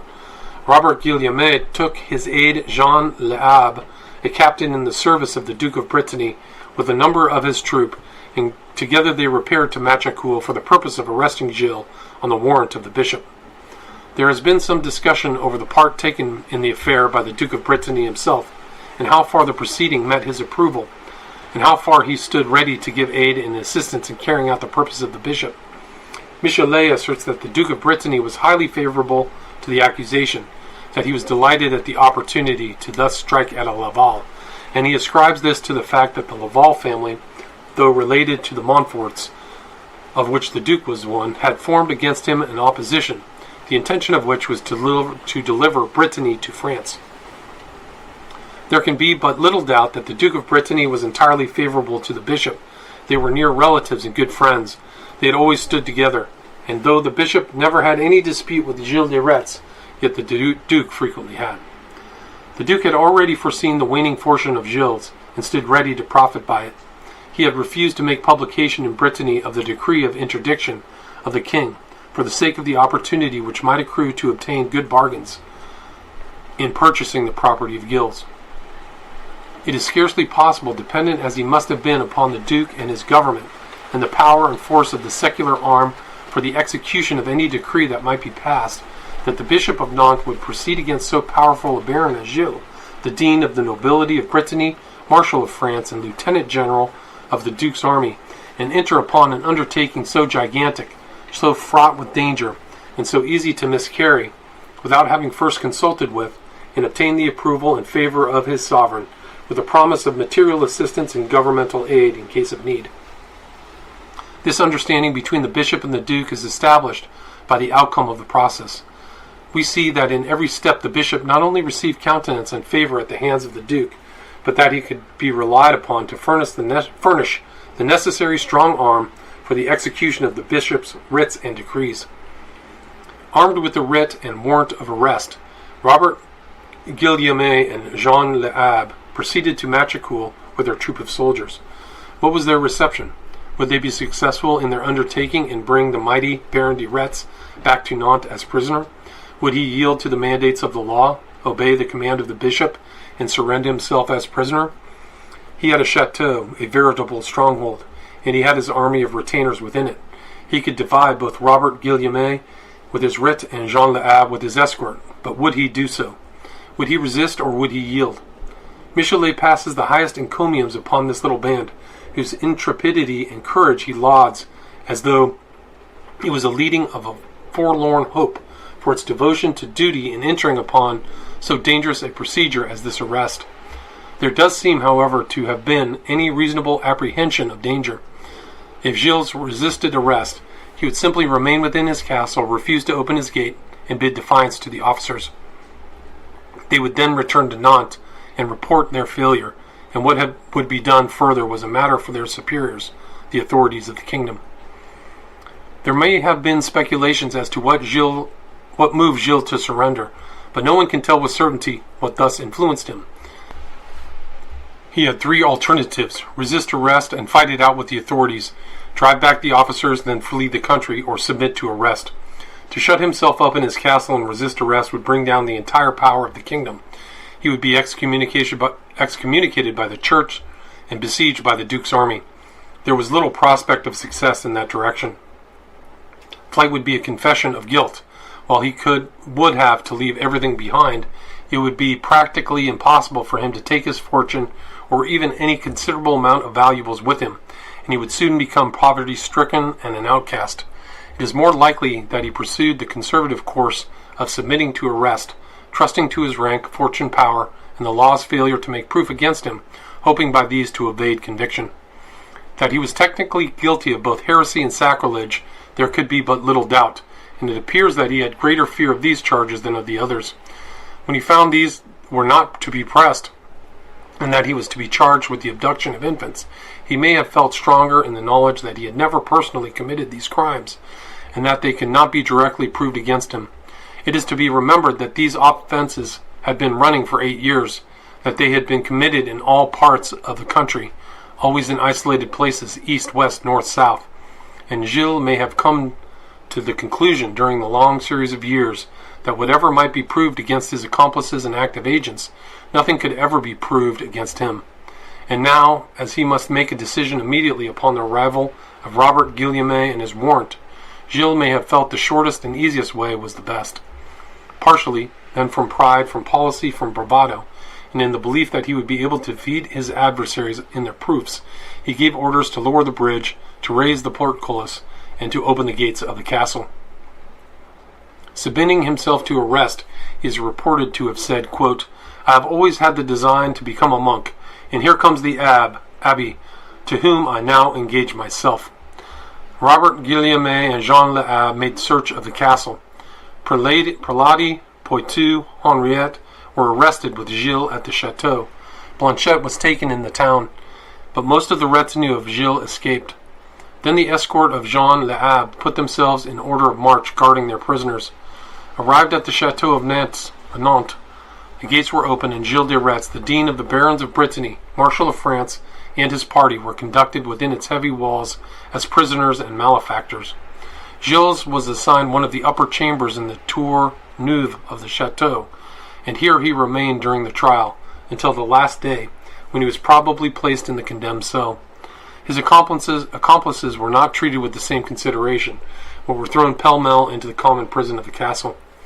The Chateau of Nantes is really a castle, and would be called such in England, or in English-speaking countries. It was built by, and had always belonged to, the government, first to the Duke and afterward to the King. Its construction dates from the 10th century. It was commenced by Conan, a Count of Rennes, a usurper, who commenced the castle as a stronghold, by the possession of which he hoped to resist the lawful claimant of the duchy and overawe the inhabitants of the city. That portion called Tour Neuve was built at this epoch, situated at the confluence of the river Eure with the Loire, and the waters of each of these rivers originally bathed the foot of the walls. Conan did not long enjoy his possessions in Nantes. He was attacked and overthrown, and Améric de Thouars took possession under the title Count of Nantes. During this epoch he built the Chateau of Champtoceau, which figured as the place of the capture of Clisson. In the year 1207, Guy de Thouars repaired the Chateau at Nantes, and in 1227 Pierre de Dreux enlarged it, and so it remained until the time of Francis II, when, under Du Cherfan, in 1480 to 1499, it was enlarged in its present dimensions. The bastion, or Tour Mercoeur, constructed in 1588 by the Duke of that name, the governor of Nantes, was situated at the angle of State Street and Port Maillard. It has been renewed and restored sundry times since then, but not to affect the integrity of the building as a whole. The Tour Neuve was the prison of Gilles de Rais. In the second story was the Grand Hall, or audience chamber, in which the ecclesiastical court was held. The Chateau of Nantes has figured largely in the history of Brittany and France. It was the official residence of the Count of Nantes. The Duke of Brittany resided there when in the city, and so it was occupied by the kings of France and other great noble personages during their passage through or temporary residence in the city. Charles VIII and Duchess Anne were married in its chapel. The celebrated Edict of Nantes, issued by Henry IV, King of France, in April 1598, by which the Protestants were permitted to exercise their religion without hindrance, was passed and signed in this building. In 1654, the Cardinal of Retz, not to be confounded with Gilles de Rais, was a prisoner here, and thence made his escape. Minister Fouché was a prisoner in this chateau.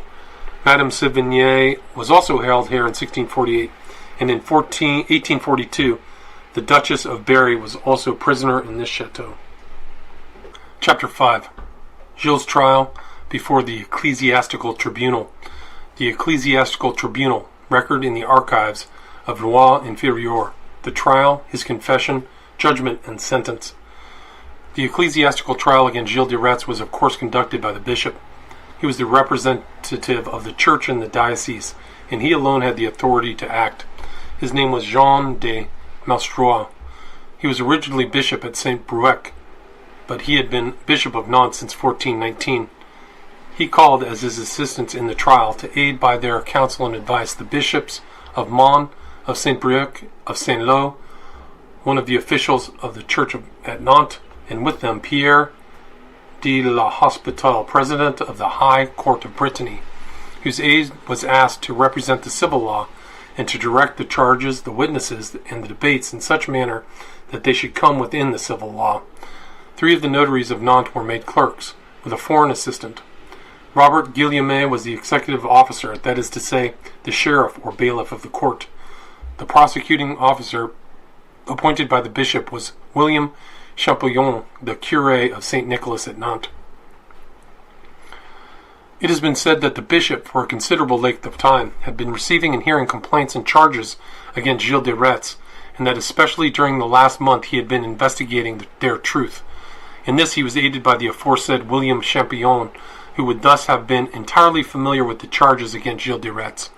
It was therefore eminently proper that he should be appointed prosecutor. whether the bishop had the full power under either the civil law or the ecclesiastical law to make the foregoing appointments of colleagues on his own motion and according to his own will is not here determined, nor does it appear in making these appointments whether the accused was consulted or whether he gave his consent, nor does it appear that he either took or had the right to take exception to them, or any of them by such exception deprived them of the right to act in his case. As to one aide of the bishop, Gilles' consent was asked and obtained before he was allowed to sit. That was Brother Jean Blouin, of the order of Frere Prêcheurs at the convent of Nantes. He had been appointed as vice-inquisitor for the diocese of Nantes by the authority of the Grand Inquisitor of France, B. N. Medici, who had been appointed to that office by the Pope. Great stress is laid throughout the process, wherever this appointment came in question, on the fact that Gilles de Rais had consented to it before the priest took his seat on the bench. Jean Blouin was a man of about 40 years of age, who seemed to have commended himself for his moderation in making a decision, and for his firmness in adhering to it. Abbé Broussard classes him as a digne de tout éloge appris de tout le monde. Another tribunal represented the civil law, and it was by this that secular sentence of execution was passed. In France, as in all countries under the civil or Roman law, and in some of the countries under the common law, there has been a separate jurisdiction of certain offenses for the ecclesiastical court. As a matter of course and necessary for the continuance and good administration of justice, there would be some controversies of which these two courts would have concurrent jurisdiction. It is quite impossible in such a work as the present to go into this question. Those who are interested in the subject are respectively referred to a general history of these subjects as applied to England. Consult the great work of History of Common Law by Sir Henry Maine. The record of the process against Gilles de Rais in the archives of the Department of Loi Inférieure has been adverted to. We now come to a point where it is almost the entire evidence. It consists of the records of the two courts, one the ecclesiastical court kept by the clerks before mentioned, and to which names of some one or all of three are signed for each day, either Jean Delaunay, Jean Petit, Guillaume Les, or Nicolas Giraud. This record, made each day, apparently was supervised and made official by the prosecutor, William Champollion, and it seems that more than one copy was made of it at the time. This was in Latin, though French was interjected occasionally. The other record was of the civil tribunal, the record of the day's proceedings being reduced to writing and signed by Toucheronde as commissioner of the civil court, and by one of his aides, or as they call them, assesseurs, who signed, alternating with Toucheronde. Their names were Nicolas Chateau, Michael Evillard, and Jean Coppergorge. This record was kept in French, the vulgar tongue, in very bad French, and a very vulgar tongue it was. It would be interesting to philologists to note the changes during the last 550 years in the spelling and doubtless pronunciation of the words of the French language. These two records of the trial, the ecclesiastical and the civil, are treated as one, and their originals are filed together in the archives of the Department of Loire Inférieure in the locality designated as Côte 189. 4 copies of this record have been made, 2 in the year of 1530, one of which was at the request of Gilles de Laval, and another for the Sieur de la Tremois. The copy given to the family of Laval has disappeared and no trace of it is known. The other for Tremois was placed in the Chateau of Thouars, which, it is to be remembered, was the family name of the wife of Gilles de Retz. This copy has taken its name from this chateau and is known in history as the Manuscript de Thouars. It was left in this chateau until its existence was forgotten. When the chateau was bought by the state and became part of the national domain, all papers and documents belonging to the family were transported to the Chateau of Serrant in Anjou, of which one of the ladies of the family of Tremois was mistress.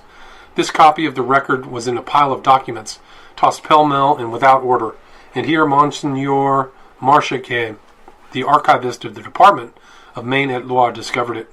The Duc de la Tremois immediately took steps for its preservation.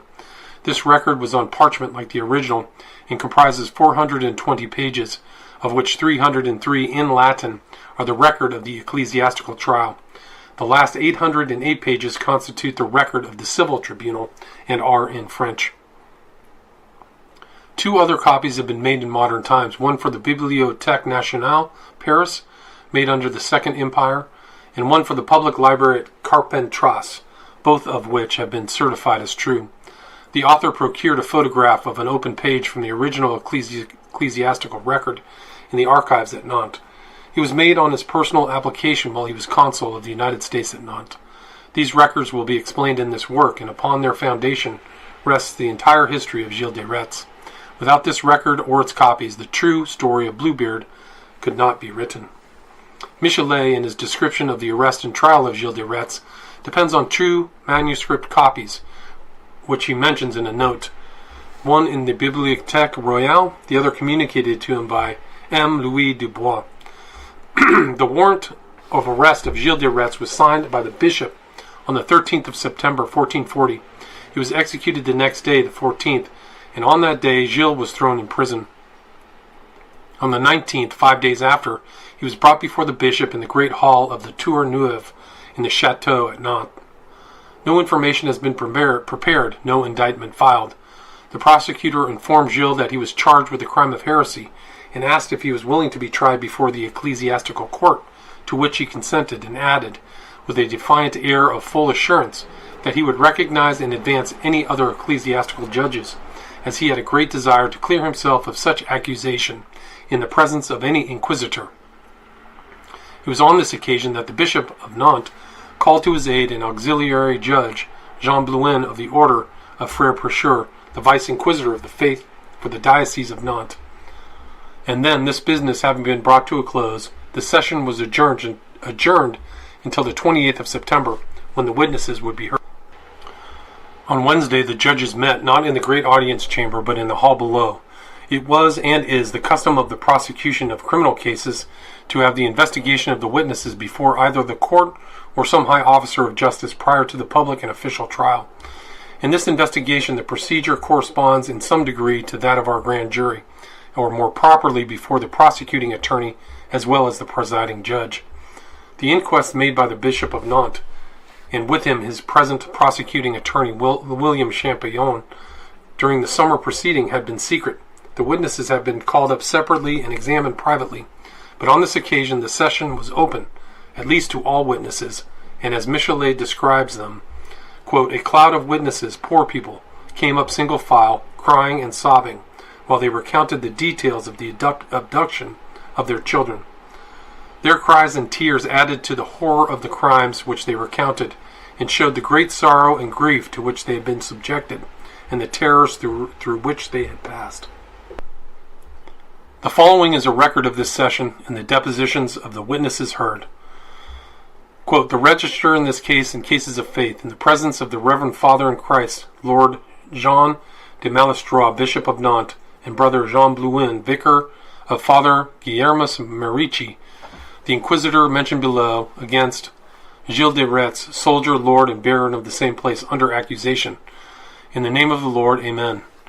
In the year of the Lord, 1440, on Wednesday, September 28th, and the 3rd indiction, in the 10th year of the pontificate of our most holy Father in Christ, and Lord Eugenius IV, Pope by divine providence, and during the session of the Council of Basel, there appeared before the Lord Bishop Johannes de Malestroit and Brother Johannes de Blouin, Vicar of Guillermus Marici, the Inquisitor in matters of heretical wickedness, and before their scribes the person to be mentioned below, who, in tears and sorrows, complained of the loss of their children and grandchildren, and of others mentioned below, asserting that these children and others had, by the aforesaid Gilles de Rais, or Gilles de Rais, and certain other accomplices of his and his abettors, been treacherously carried off and inhumanly strangled, and that he had committed upon them sins against nature, that he had often invoked evil spirits and offered homage to them, and had committed very many other enormous and unheard of crimes, of which the ecclesiastical court takes cognizance.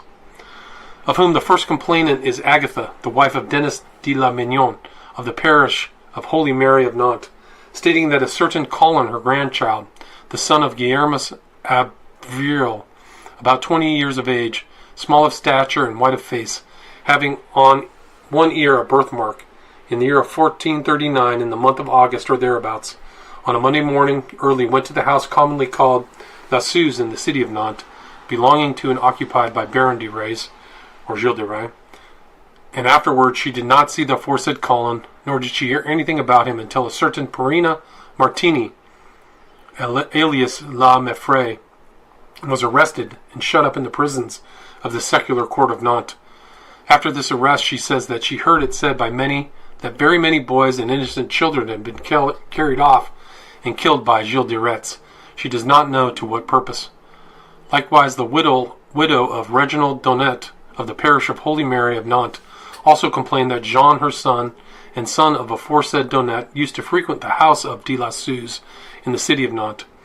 And since the feast of St. John the Baptist of the year 1438, she heard nothing about him until the aforesaid Perina Martin, alias La Meffray, was arrested and imprisoned and confessed that she had given him over to the aforesaid de Retz and his companions. Joanna, the wife of Guillebelti de Lit of the parish of St. Denis of Nantes, likewise complained that her son Guillermus used to visit the house de la Suze and went there during the first week of last Lent. She had heard M. Jean Briand say that he had seen him in the aforesaid house on 7 or 8 successive days, that she had never afterwards seen her son, and that she suspected that he had been put to death in that house. Johannes Hubert and his wife, parishioners of St. Vincent of Nantes, complained that a certain son of theirs, Jean by name, about 14 years of age, went to the house La Suze 2 years before the feast of the Nativity of St. John of last year, and then returning to the house of his parents, told his mother that he had cleansed the room of the aforesaid de Retz in the house de la Suze, and had therefore bread in the aforesaid house, which bread he brought home and gave to his mother, to whom he also said that he was in favor with Mr. Retz, and that the Lord had given him white wine to drink. Consequently, he immediately returned to the house of Suze, and was never seen again by his parents. Joanna, wife of Johann Darel of the parish of Saint Similian near Nantes, complained that on the feast of St. Peter's and Paul the year before, she was going home from the church of Nantes in the evening, and a child of hers, aged 7 or 8 years, was following her. When she had reached the church of Saint Saturnine of Nantes, or near it, she looked around to see her son, whom she thought to be following her, but she saw him neither then nor ever after. The wife of Yvonne Cugin, stonecutter, of the parish of Holy Cross of Nantes, complained that she had given to a certain Poitou, a servant of Mr. Retz, one of her sons. This she did between the feasts of Easter and Ascension, to be a servant to him, as the aforesaid Poitou asserted. The son was about 15 years of age, and afterwards she never saw him again.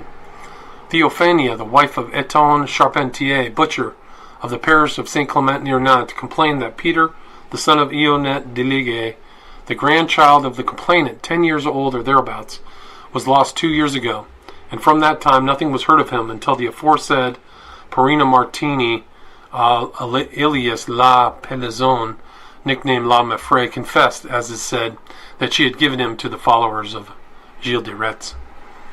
The wife of Peter Coupery likewise complained that she had lost her 2 sons, one 8 and the other 9 years old. Johannes Magnet complained that he had lost a son, wherefore said complainants said that they suspected that the aforesaid M. de Rais and his accomplices were culpable and conscious of the loss and death of the aforesaid children. The judges and those present and in authority were much moved by these scenes, and they declared that such crimes should not go unpunished, however high the rank of the accused, and they directed the bailiff to notify Gilles to appear before their tribunal on the 8th of October to respond to their presence and accusations against him. On that day more witnesses were introduced, but their depositions were not written out, or at least are not in the record. The court was opened in a great audience chamber in due form and solemnity about 9 o'clock in the morning. The audience was public, and the hall was crowded. Gilles was brought to the bar as a criminal and required to plead. He carried a high head, looking around him disdainfully, as in the days of his power and strength. The bailiff recited that in accordance with the orders given him, he had the possession of the body of Gilles de Retz, which he now presented before the court. Immediately the prosecutor arose and proceeded verbally with the arraignment of the prisoner. It is to be remembered that the methods of procedure in the courts of that country are now, and were then, quite different from that of the common law courts. After the oral statement of the crimes of which he was accused, The prosecutor called upon Gilles to plead, to which Gilles also orally declared his refusal and demanded an appeal from the Bishop of Nantes and the Vice Inquisitor, supposed to be an appeal to the Archbishop at Tours or to the Pope himself. His appeal was refused immediately, and his plea demanded.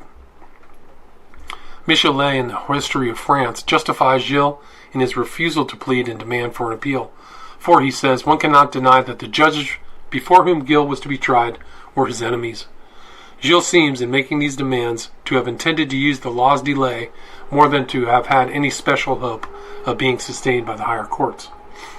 It is remarkable, though, to consider the value attached by the court to Gilles' plea.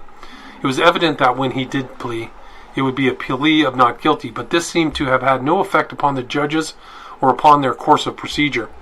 They appeared quite willing to permit the plea of not guilty, but were determined to have a plea of some kind entered.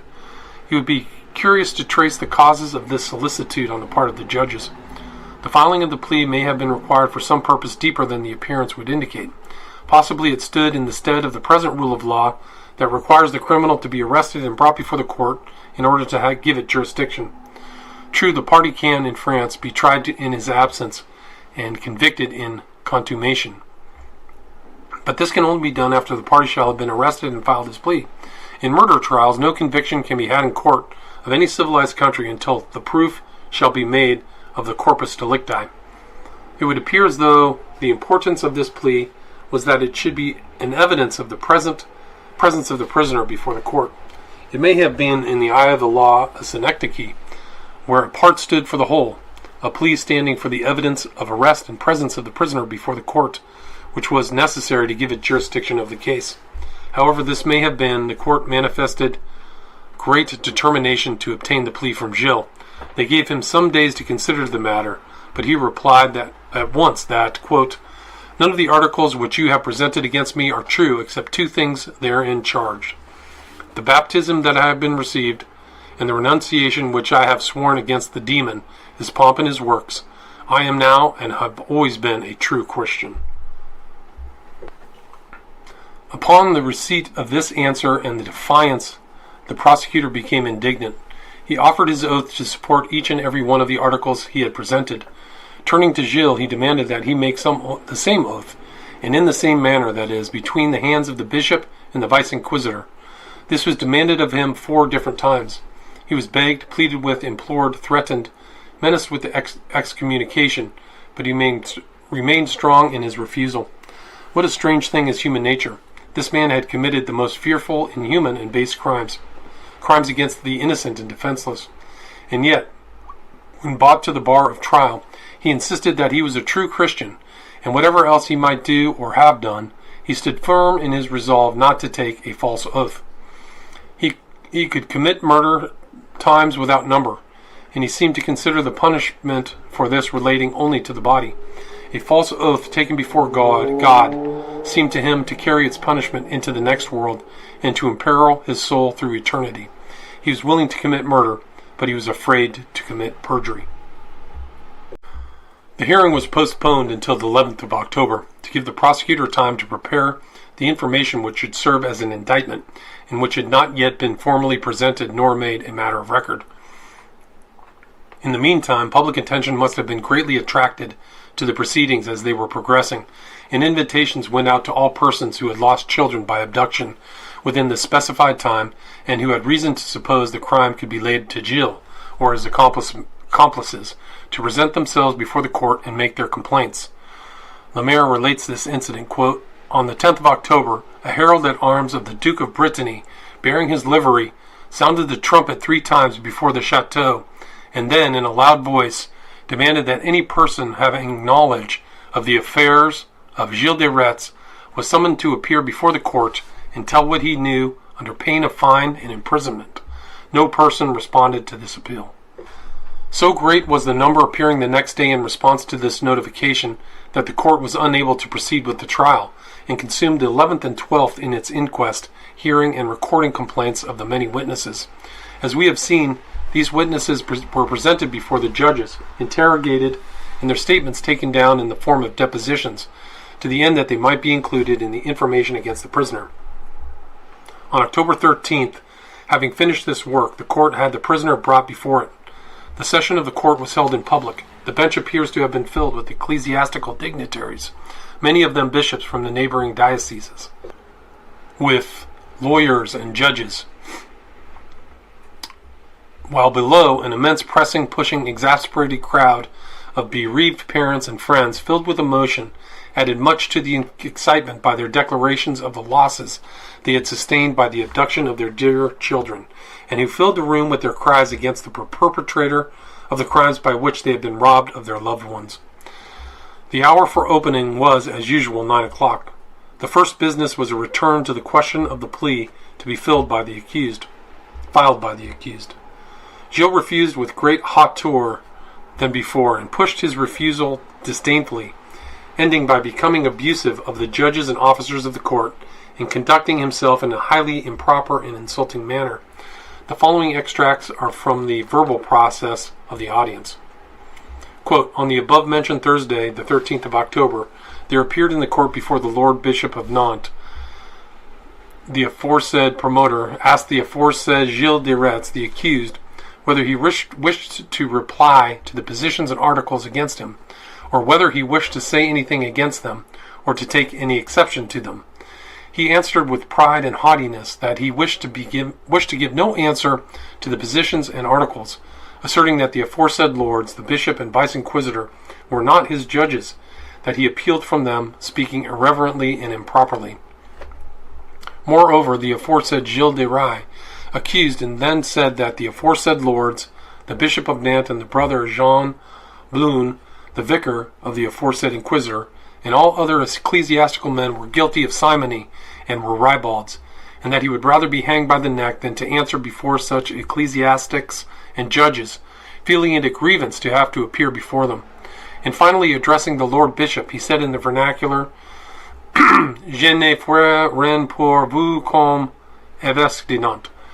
Then, under pain of excommunication, he was asked to reply to the charges made against him, but he refused, saying that he wondered how it was that Petrus de la Hospital, the president of Brittany, could have permitted that the ecclesiastics should be present at the accusation of such crimes against him, stating that he was a Christian and a Catholic, and that he was aware that such crimes would have been against faith.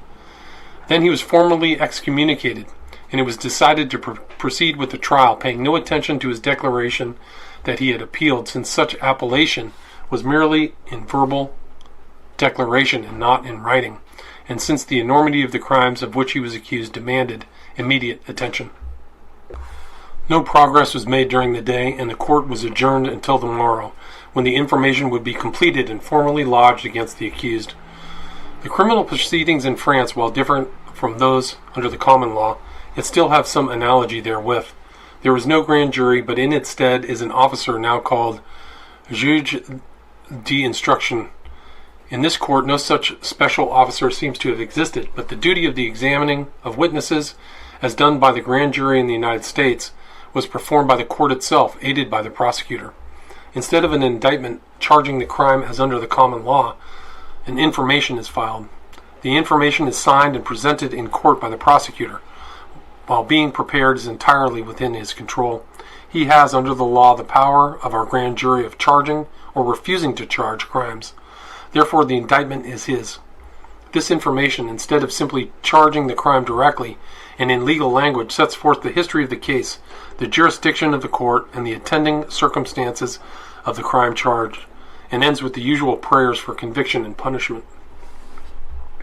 The information against Gilles de Rais contained 49 articles, and charged him with 3 distinct crimes. 1. The crimes of abduction, violation, and murder of the infants named. 2. The crimes of magic and sorcery. 3. Sacrilege in having violated the ecclesiastic immunity of the chapel of Saint Etienne de Mermort. The information was divided into 3 parts. The first 14 of the 49 articles were occupied with stating the jurisdiction of the court, that is to say, that Jean Malstreux was the Bishop of Nantes, that he was properly and legally appointed as such, that he was under his superior, the Archbishop, whose ecclesiastical province or cathedral was located at Tours. Then followed the power, authority, and right to sit of Jean Blun, the Vice-Inquisitor, Then the declaration of the nativity of Gilles de Rais, his residence in the diocese of, and duty owed to, the Bishop of Nantes. A declaration of the ecclesiastical authority of the bishop within his diocese over the chateau of Machacu and the chapel of Saint Etienne de Mermort, and, in fine, a complete statement with all necessary authority over the accused, and this part finished with the declaration that all things herein set forth were true, notorious, manifest, and within the knowledge of all and every person. The second part of the information comprised Articles 15 to 41. Article 15 was a general statement of all the crimes charged against Gilles and his accomplices. The names of the accused were first stated: Gilles de Retz, Gilles de Sille, Roger de Briqueville, Henriette Griart, Etienne Corriaud, alias Poitou, Andrea Bouchet, Jean Rossignol, Robin Romulart, called Spadine, Huguette de Bremont, and the crimes charged were the murder of infants, killed, dismembered, burned, treated in an inhuman manner. Then there were the immolation damnable of the bodies of these infants offered to the demon as a sacrifice, consultation with the demon, odious conduct, frightful abomination, brutal debauches, and taken together a catalogue of crimes, a luxury of offenses that exhausted the prosecutor to qualify in proper terms, and which, before a mixed assembly, could only be pronounced decently in Latin and not in vulgar language. He told of the excitement, dread, fear of the public clamor that had sprung up from one end of the country to the other, how it at last settled around the chateau of Machacu, and that every time an abduction took place, some of the accomplices of Gilles had been discovered in the neighborhood. In making this part of his accusation, the prosecutor became filled with emotion, excited in his address and eloquent in his words. He described the conduct and feelings of the people, especially of the stricken parents, of their cries, loud lamentations, immense sorrow, the accusing insinuations of the people. He showed the innumerable persons of both sexes and all conditions, both in the cities and in the diocese of Nantes, who, bowed down by the weight of their grief and fright, had appealed to justice and to heaven with howls and cries, and had presented their complaints together before the seat of justice, their visages bathed in tears, for the loss of their sons and daughters, bringing to the bishop, the commissioners, and the prosecutors the authority of their tears and their griefs in support of the accusation. Article 16 commenced with the charge of the crime of conjuration and invocation of demons. Over this the prosecutor also became eloquent. His accusation was of an infraction of ecclesiastical law, and he dealt largely with the law of the Church.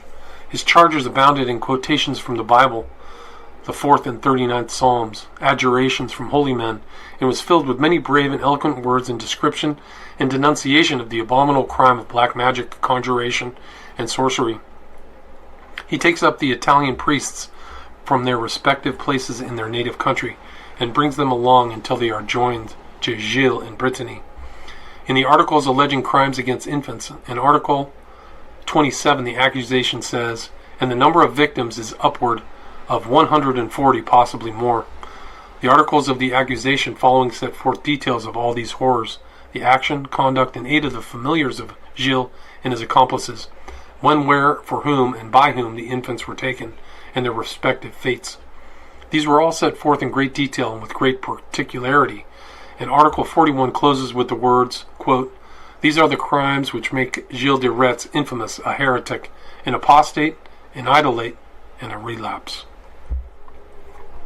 Articles 42 to 47 were occupied with a recapitulation of the crimes committed by Gilles and his accomplices, and in Article 49 he concludes with the assurance that by such crimes and by such offenses the accused had incurred the sentence of excommunication and all other pains which follow the punishment to be assessed against such culpable of being the doers of evil deeds, the conjurers of evil spirits, their aiders and abettors, their friends, dependents, and finally all of those who have delivered themselves over to magic and the prohibited art.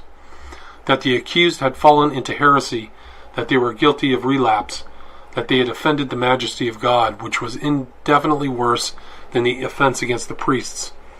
They had incurred, consequently, the penalties for crimes against His Majesty Divine. They had broken the commands of the Decalogue, the laws of the Church, and had sown among the faithful Christians the most dangerous errors. Finally, that they were rendered culpable of crimes as enormous as they were hideous, all of which were in the jurisdiction of Bishop of Nantes. And in the closing sentences, the prosecutor demands that he shall be admitted now to make proof of what he has advanced. And this he will do, and so he promises, without further superfluity, reserving only the right to add, to correct, to change, to diminish, to interpret, and to put in order, produce any matters if they shall be necessary at the time and place convenient. And he demands the application of the punishment due for this crime. The prosecutor admitted that certain of the crimes set forth in the information were not within the jurisdiction of the ecclesiastical court, and they would have to be remitted to the secular court if punishment was expected. Gilles de Rais interrupted the reading of the information many times, making denials in favor of himself, blaming his judges, and denouncing the prosecutors. Everybody seems to have preserved his temper except Gilles, and at the close of the reading of the information, the judges turned to him and demanded his formal plea to the various accusations against him. Gilles remained obstinate and refused to plead, and demanded an appeal to the higher court.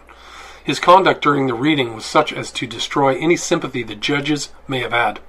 Bishops and judges are but men, and it was too much to expect that the human side of the court would hear unmoved this abuse and contumely heaped upon it. Gilles' continued refusal to plead gave the prosecutor and court an opportunity to exercise their legal power, and the prosecutor demanded a decree of excommunication against Gilles for his contempt in this behalf committed. This was an interlocutory order, intended to correct the faults of Gilles during the trial.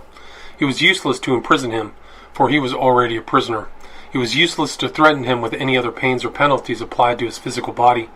Therefore the court, using the only other power it had as an ecclesiastical body, issued its decree of excommunication, the only thunder it could fulminate against him. It is a curious commentary upon human nature, and throws a sidelight not simply upon the ecclesiastical courts, but also upon the human nature of that day, that Gilles, who had committed all the crimes in the calendar, and deserved death 1,000 times if he had had that many lives, who seemed to have no fear of any punishment inflicting physical pain or discomfort in this world, yet was so filled with dread of punishment in the next world, arising from the decree of excommunication which he believed and feared would deprive him of the solace of his religion and the benefit of the vicarious intercession of his Holy Mother Church, that, as we shall see, it produced the greatest effect upon him and was of the greatest efficacy in changing his course. The decree of excommunication having been passed upon Gilles de Retz, a postponement was ordered until Saturday following, October 15th. At the next sitting, Gilles had 2 or 3 days in which to think over his condition.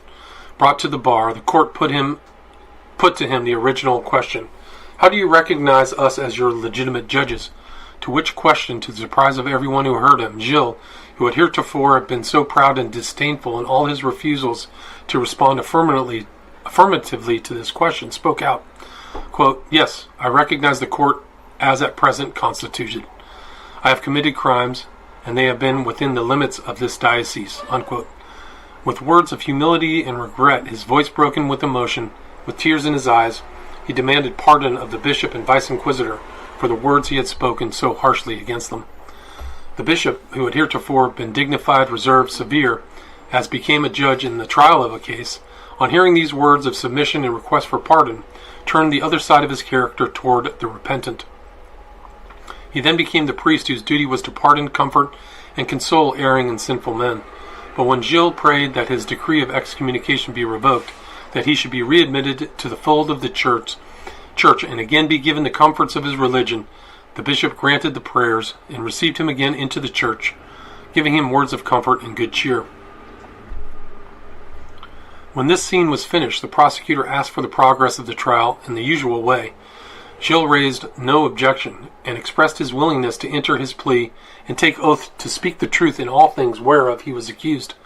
The information was read to him at length in the Latin language, and explained section by section in the common French. Gilles responded to the first 14 articles, admitting in succession the powers of the bishop and of the vice-inquisitor, the lawful constitution of the court, and that he was a member of the church, and that the venue, as laid, was within the jurisdiction.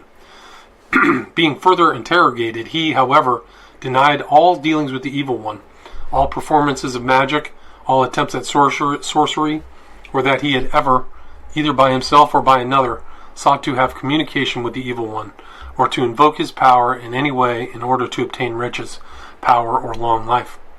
He admitted that he had once possessed a book that treated of alchemy and of the invocation of demons, that he had obtained it from a soldier who had been thrown in prison in Angers, and that he had talked with the soldier upon that subject, but had done nothing more. He had returned the book. The record recounts how, at this period in the trial, the prosecutor demanded of Gilles that they two, in order to be on equal terms, should take an oath to speak the truth. They advanced together, the prosecutor and the defendant, and putting their left hands between the hands of the bishop and the vice-inquisitor, their right hands bearing upon the holy evangel, they took together the oath, quote, to speak the truth and nothing but the truth, as to the matter before the court. The ceremony over, the formal plea of not guilty was entered by Gilles.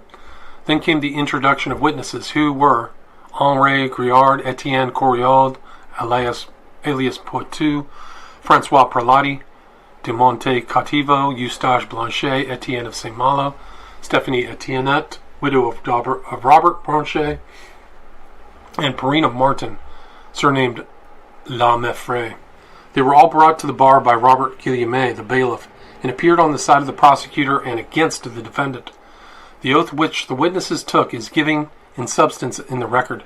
They were sworn between the hands of the bishop and vice-inquisitor, as Gilles and the prosecutor had been, and their oath was that neither favor nor resentment, nor fear nor hate, nor friendship nor relationship should have any part of their words, and they put aside every spirit of party and of all personal affection, having regard only for truth and justice. The judges announced to Gilles the privileges of cross-examination, putting the questions himself if he desired to do so, for, be it understood, usually in criminal trials under the civil law, especially in France, the questions, whether they be by the prosecutor or by the accused, have to be handed up and are put by the presiding justice. But as it is usual for the witnesses to proceed and tell their story without interrogation, Gilles declared his willingness to have the regular course pursued, and that he would leave the matter to the conscience of the court. This being done, the witnesses were removed.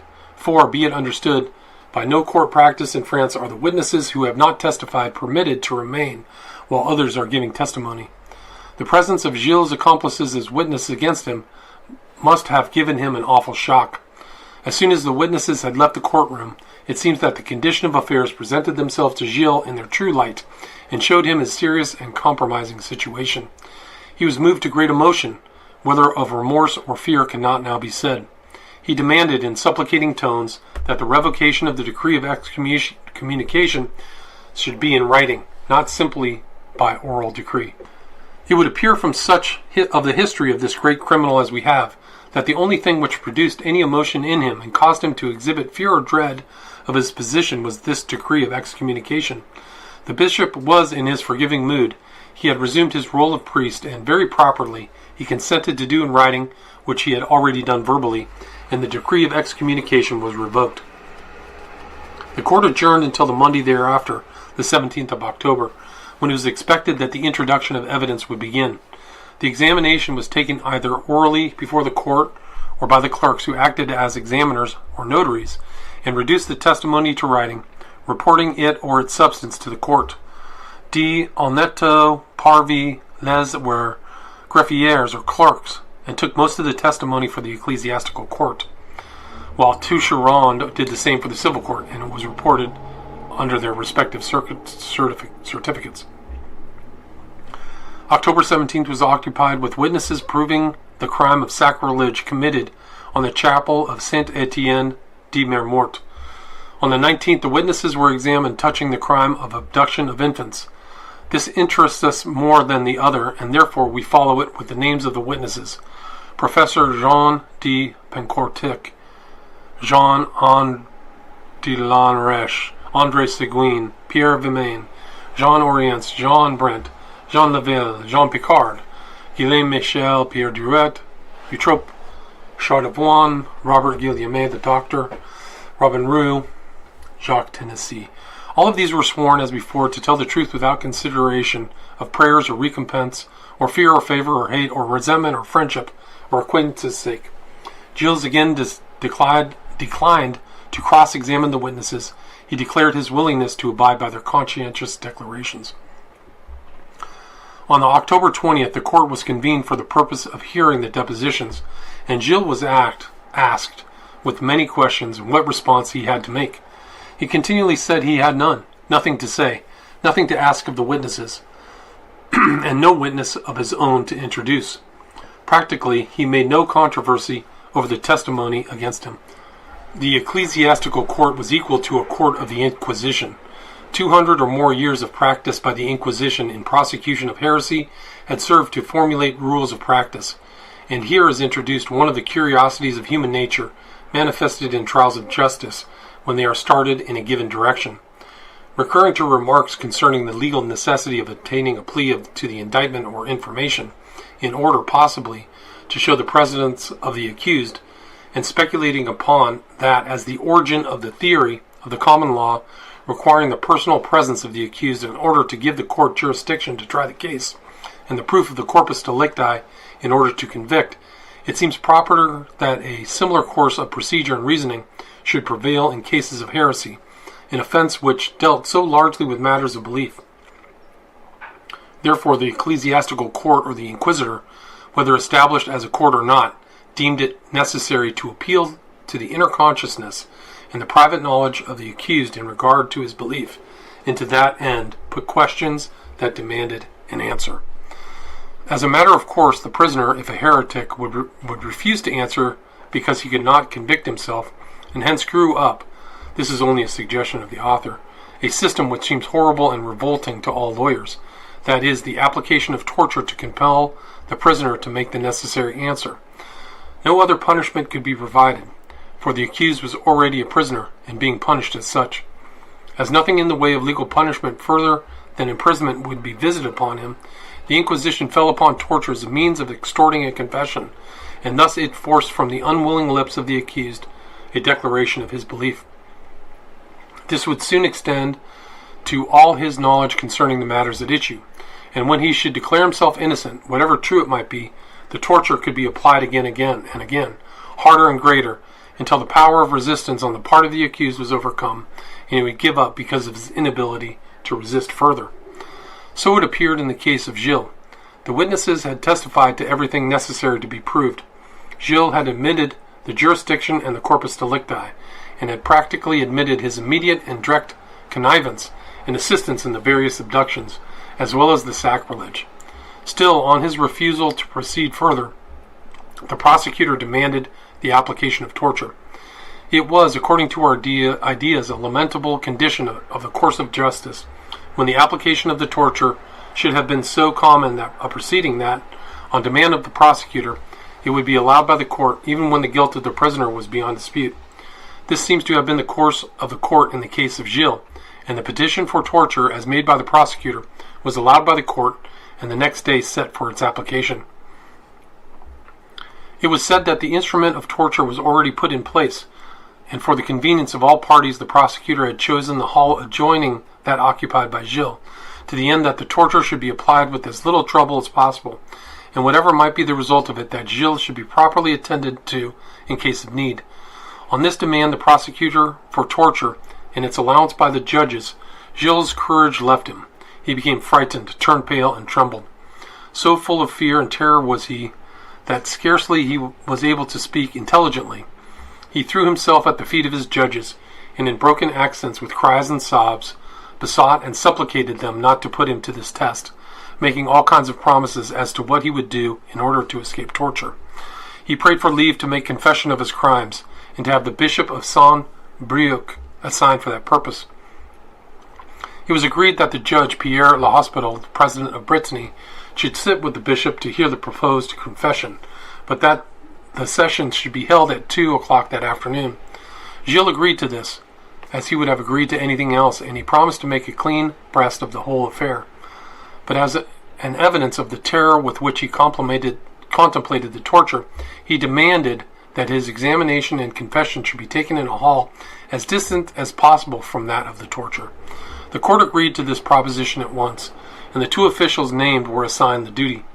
The secretaries or clerks of the court, acting respectively for those high functionaries, were Jean Parvy for the ecclesiastical court and Jean de Toucheron for the civil court.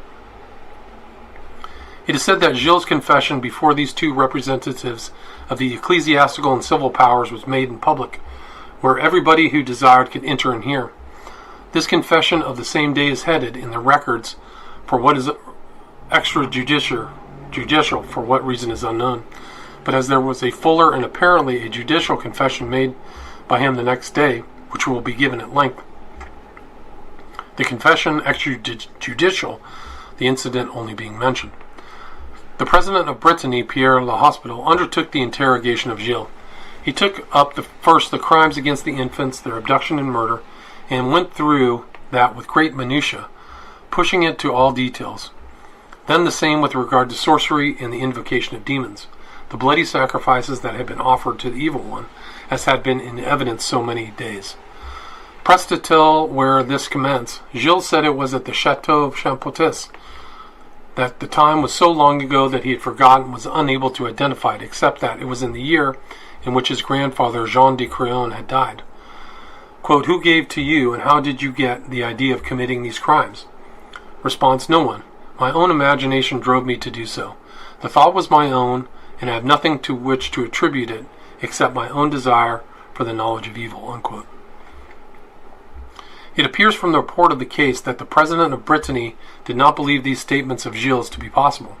He was so much astonished to hear this declaration that he pushed the examination with great detail, insisted upon fuller and more specific answers. He approached Gilles sometimes from the legal side, sometimes from the ecclesiastical. Sometimes he threatened him with the punishment of the secular arm. At other times he pleaded with him and held out the offers of pardon from the Lord Jesus Christ. And by virtue of all these, he besought Gilles to go back over the words which he had spoken, to make a truthful and honest avowal of the causes which led him to the commission of these frightful crimes. There were 3 languages employed in these proceedings. Probably all 3 were spoken by the higher orders. The Latin by the ecclesiastical authorities, and that language was employed by the ecclesiastical court. Then the French language, which was foreign to Brittany, but which probably Gilles and all those concerned in the trial understood, while as for the common people, doubtless their knowledge was confined to the Breton language. The confession of Gilles, reduced to writing by the clerk's secretary, not verbatim, nor pretending to be so, but to have written out only in substance, as is done in the case of testimony before an examiner or notary who employs longhand.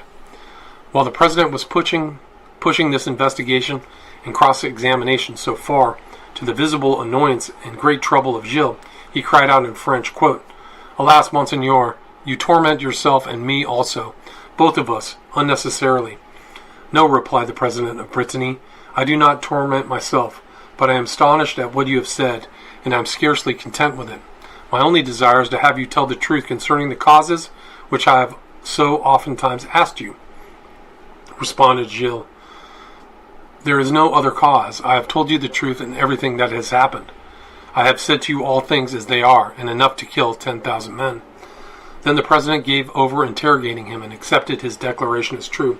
He was sent back to his chamber, and his accomplice, Francois Prelati, the Italian priest, chemist, and alchemist, was also brought out. Prelati had already confessed to the invocation of evil spirits, and that he had made offerings of the blood and of the members of an infant. Being interrogated, he made his formal confession, and also reduced to writing, but it turned out that this was only a repetition of an informal confession, so excited no great response. The interrogator seemed more interested in the invocation of demons than in the abduction and murder of the infants. Gilles and Francois were brought together before the judges and the bishop, and upon the conclusion of the séance, they were sent back to their respective prisons. On parting, Gilles turned toward Francois, and sobbing, embraced him with sorrow, and addressed to him his last words. Quote, "Adieu, my Francois, my friend. Never again will we see each other in this world. I pray that you may have good patience and hope in God, and that we will see each other in the great joy of paradise. Pray to God for me, and I will pray for you." Unquote. They tenderly embraced each other, then separated, never to see each other again. This scene happened, and these 2 confessions were made before the 2 officers in private audience, in chambers as it were. The next day, on Saturday, October 22nd, the judicial confession of Gilles was made and presented before the court. It is given herewith. The confession of Gilles de Retz.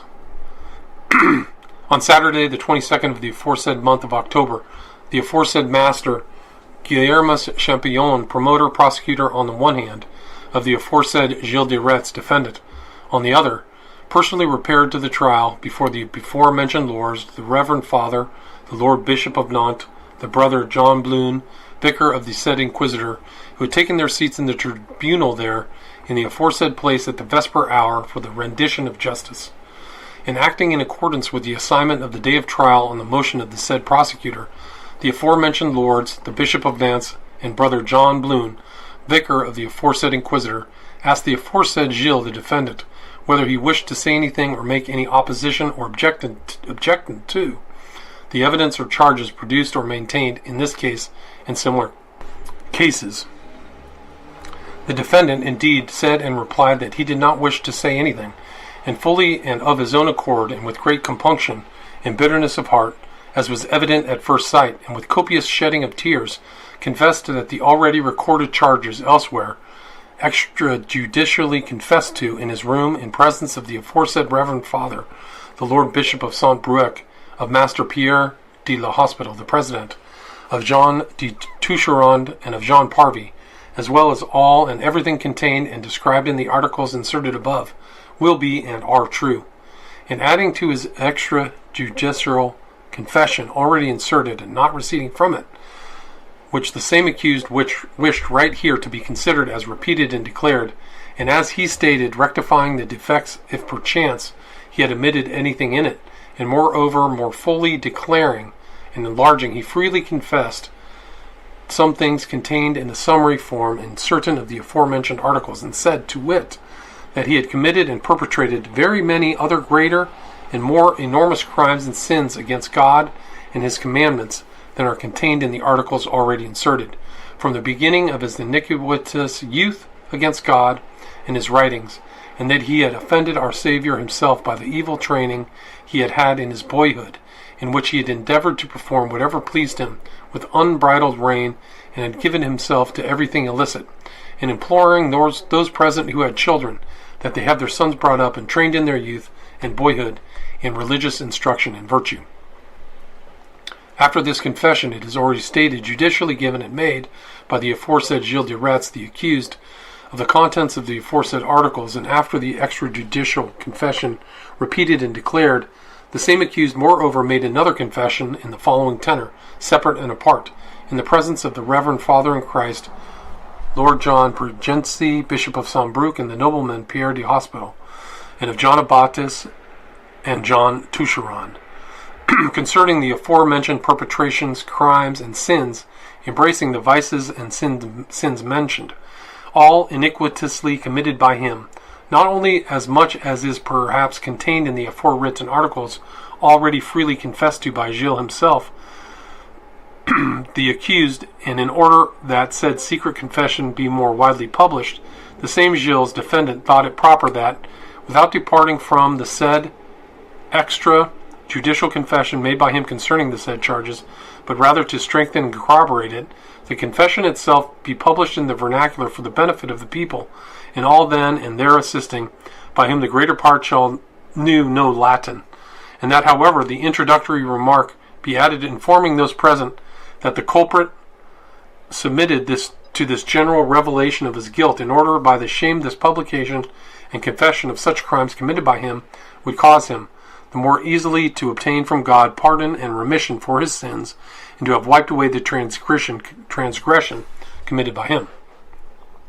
He wished the public to know that during his youth he had always been tenderly reared, had committed as much as in him lay, and with nothing to check his inclination, all the evil deeds he could, had centered all his hope, intention, and work upon the commission of illicit and shameful deeds, and had employed his hope, intention, and work in unlawful acts by perpetrating said crimes, most earnestly beseeching and exhorting the fathers, mothers, friends, and relatives of all youths to guide their charges along the paths of honesty, by setting them a good example and instilling into them sound doctrine, and to chastise every fault against good morals, to save them from the snares into which he himself had fallen. By this secret confession, which was examined and publicly read in court in the presence of the said Gilles, defendant, and approved by Gilles himself, the defendant, the said Gilles de Rais, the defendant, manifested his own accord before all present and confessed that he, led by passion and the delight he took in satisfying his carnal appetite, of which mention will be made later on, had stolen or had caused to be stolen very many boys, the number he could not remember, that he had put these boys to death and caused them to be killed, and that with them he had committed crimes and sins, that he had killed these boys sometimes himself with his own hand, and sometimes through the agency of others, especially the above-mentioned Gilles de Rais, Lord Roger Brickville, soldier, Henri Poitou, Rossignol, and Little Robin, by various kinds and modes of torture, some by the amputation and separation of their heads from their bodies, using daggers or poniards and knives, some others, however, with sticks or other implements for striking by beating them on the head with violent blows, others again by tying them with cords and fastening them to some door or iron hook in his own room that they might be strangled and languish. He continued that with these boys, even whilst languishing, and after their death, he took delight in kissing and gazing intently at those who had the more beautifully formed heads, and in cruelly opening and causing to be opened their bodies, that he might see their interior, and that frequently, whilst these boys were dying, he would sit on their stomachs and take great pleasure in seeing them thus dying, and that he used to laugh heartily at the sight with the said Corillod and Henri. The corpses he caused afterwards to be burned and reduced to ashes by the same Corillod and Henri and others.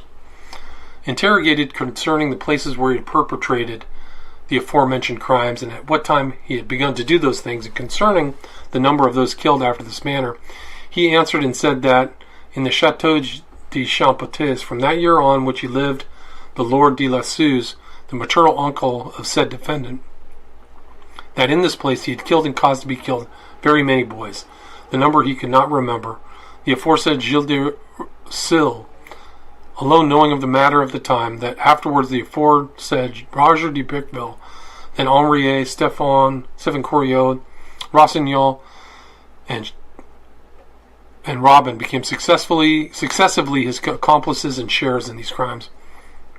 He said that bones, both of the heads and the bodies of the boys killed in the aforementioned Chateau de Champotes, as has been stated, which had been thrown into the lower apartment of a certain tower of that castle, he himself produced from that spot, placed in coffins or chests, and transported by water to the place and castle of Machicule aforesaid, burned there and caused there to be reduced to ashes.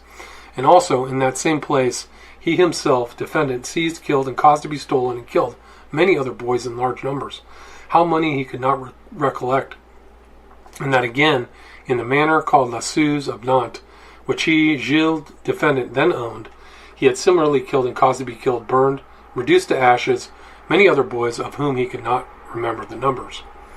The same Gilles de Rais, defendant, narrated and confessed that all misdeeds, crimes, transgressions above mentioned he committed and criminally perpetrated of his own free will and accord alone, for the purpose of satisfying his evil, iniquitous complacency and pleasure, and not out of any other motive or intention, with no one to urge or advise him, defendant, or even call his attention to such thoughts.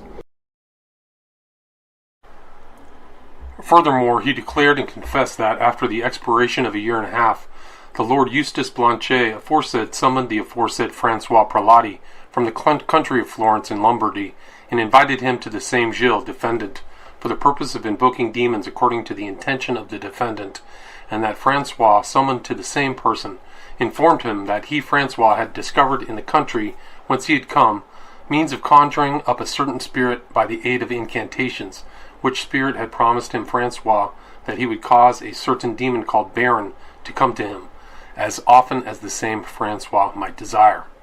Likewise, the same Gilles de Rais declared and confessed that the same Francois made several invocations of demons in compliance with a command of himself, both during his absence and sometimes when he was present, and that he was in person present at 3 such invocations of Francois who made them, one in the Chateau Tiffauges, another in Bourgneuf de Retz, and that concerning the third aforesaid invocation he did not recall in which place it was made. And he added that the said Lord Eustace knew that the said Francois was making such invocations, but that the same Lord Eustace was not present at these invocations, since neither the defendant himself nor Francois would permit him to be present, as the same Lord Eustace in an indirect, evil, and restless tongue.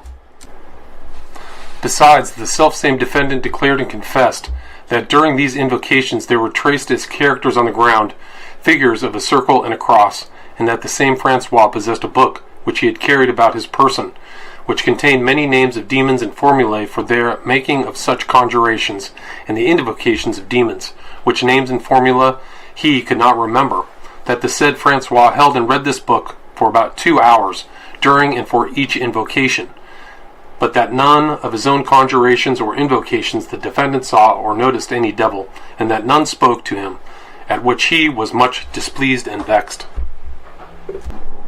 Afterwards the same defendant declared and confessed that after a certain invocation made by the said Francois, during the absence of the said defendant, the same Francois, on his return from that very invocation, informed the said defendant that he had seen and addressed the said baron, who told him that baron did not appear to the said defendant because the defendant had deceived baron regarding some promises read by the said defendant to baron, because he had not fulfilled his promise.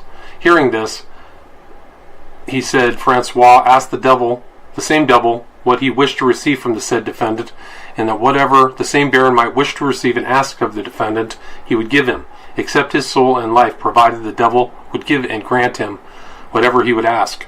The defendant added that it had been and was his intention to ask and acquire from the same devil knowledge, riches, and power, by the possession and aid of which he, defendant, would be enabled to return to his former state of dominion and power, and that afterward the same Francois told the said defendant that he had conversed with the devil, and that the said devil, among other things, required and wished that the defendant present to him limb or limbs of some infant, that the defendant later delivered to the said Francois the hand, heart, and eyes of an infant to be offered and given to the same devil on the part of the said defendant. Again, the said Gilles de Rais, defendant, declared and confessed that before he took part in the second of the 3 aforesaid invocations, at which he insisted in person as stated above, he wrote and signed with his own hand a grant, to the bottom of which he appended his name in the vernacular, Videlicet Gilles, the contents of which, however, he does not remember, which grant he composed and signed with the intention of handing it over to the devil, if he had come while he came conjured or summoned by the said Francois. And this he did, acting upon the advice of Francois, who previously had told the defendant that he must hand over that grant to the devil as soon as the spirit should come or approach, and that during this invocation the defendant continually held that grant in his hand, waiting to hear the promise and agreement concerning which Francois and the devil should come to terms regarding the matters which the said defendant was to promise and do for the devil, who did not appear or speak to them, so that accordingly the defendant did not ever hand over the mentioned grant. Again, said defendant declared and confessed that he himself sent the aforesaid Stephen Corriod, alias Poitou, along with the said Francois, as Francois was one night going out to make one of the aforesaid invocations. These two, on their return, drenched by a heavy rainstorm, stated to the defendant that during the invocation nothing had come to them. Again, the said defendant declared and confessed that, wishing to assist at a certain invocation which Francois proposed to make, the latter expressed his dissatisfaction that Gilles should then be present at the invocation. Returning from the invocation, he said that the defendant, if he had been present at the invocation, he would have run great risk, for at that invocation there came and appeared a serpent to the same Francois, which filled him with great fear. Hearing this, the defendant, after taking and causing to be carried near him a particle of the true cross in his possession, expressed a longing to go to the spot of the said invocation where said Francois claimed to have seen the reptile. This, however, did not in deference to Francois' prohibition. Again, the same Gilles de Rais, defendant, declared and confessed that at one of the 3 aforesaid invocations at which he assisted, as is stated above, he said Francois informed him that he had seen the said baron, who showed him a large quantity of gold, among other things, an ingot of gold, but the said defendant said he had seen neither the devil nor the said ingot, but only a sort of gold leaf, under the form of a leaf of gold, which he did not touch. Again, the said defendant declared and confessed subsequently that when he was recently at the court of the most illustrious lord and prince, the Lord of Brittany, in the canton Josselin of the diocese Maclovia, he caused to be killed several boys furnished him by the aforesaid Henriette, in the above stated manner. Again, the same defendant declared and confessed that the said Francois acting on the instigation and during the absence of the defendant, performed there at Jocelyn an invocation of the demons, at which he learned that nothing took place. Again, the said defendant, setting out from Bitterus, dismissed the said Francois at the same Chateau de Taffage, asking him meanwhile, and during the absence of the said defendant, to attend and devote himself diligently to such incantations, and to repeat to the defendant whatsoever he would learn, do, and think in that regard, and that Francois wrote to him, the absent defendant, and has been stated in cipher, called in French par paroles couvertes, that his transactions went on satisfactorily, and that at this time the same Francois sent him, the defendant, a certain object after the manner of an ointment lodged in a silver capsule and purse, also made of silver, and said Francois, writing at the same time to the aforesaid defendant, that this was an entirely precious object, and advising the said defendant furthermore in his letter to guard the object solicitously. The defendant, giving credence to this admonition of the said Francois, hung the object with the above-mentioned purse about his neck and wore it for several days thus suspended. Afterwards, however, the defendant removed the object from his neck and threw it away, as he discovered that it would not in the least benefit him. Again, the same defendant declared and confessed that the said Francois once told him that the aforesaid baron bade the defendant feed, in the name of the said baron, 3 poor men on 3 great feasts, which the defendant did on a certain All Saints' Day, and only once. Interrogated why he thus kept his house and about his person the aforementioned Francois, he made answer that Francois was clever, valuable to him, and pleasant company because he spoke Latin beautifully and charmingly, and because furthermore he showed himself anxious concerning the proper administration of his affairs. Again, the said defendant declared and confessed that after the last festival of St. John the Baptist, a certain handsome youth who stayed with a man named Rodriguez, dwelling in the aforesaid place Bourgneuf de Retz, was one night brought to him, defendant, as he dwelt in the same place, by the said Henriette and Stephen Corriad, alias Poitou, and that during that night the defendant caused him to be killed and to be burned near Machecoul. Again, the said defendant declared and confessed that news having reached him that the soldiers of the municipal fortress of Palau strove to put to death the captain of the fortress, Saint Stephen de Mala. When indignant at this, he, defendant, set out with his men and rode on a certain day, which he did not remember, from daybreak, intending to attack the soldiery of the fortress of Palau, seize them and punish them if he could meet them. The said Francois, who rode among the others in the retinue of the said defendant, foretold from the start of this expedition that the defendant would not find on that day the said soldiery of the fortress of Palau, and in fact he did not meet them, so that the intention of the defendant was frustrated.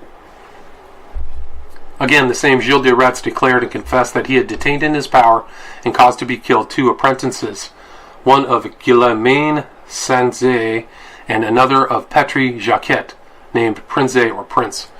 Again, the said defendant declared and confessed in court that at the time of his last stay at Vienne, in the month of July, Andrew Bouchet handed over and delivered up to the said Gilles, defendant, in the dwelling house of a certain John Lemoyne, at which the said Gilles, defendant, was at that time enjoying hospitality a certain boy, that he himself afterwards caused this said Poitou to throw the killed lad into the privy of a residence belonging to a certain Baudin, close by the residence of the said Lemoyne, in which residence or house of Baudin the horses of said defendant had been sheltered, near the marketplace of said Vienne, and that Poitou for this purpose flooded the privy so as to submerge and cover the corpse of said boy, lest it be discovered.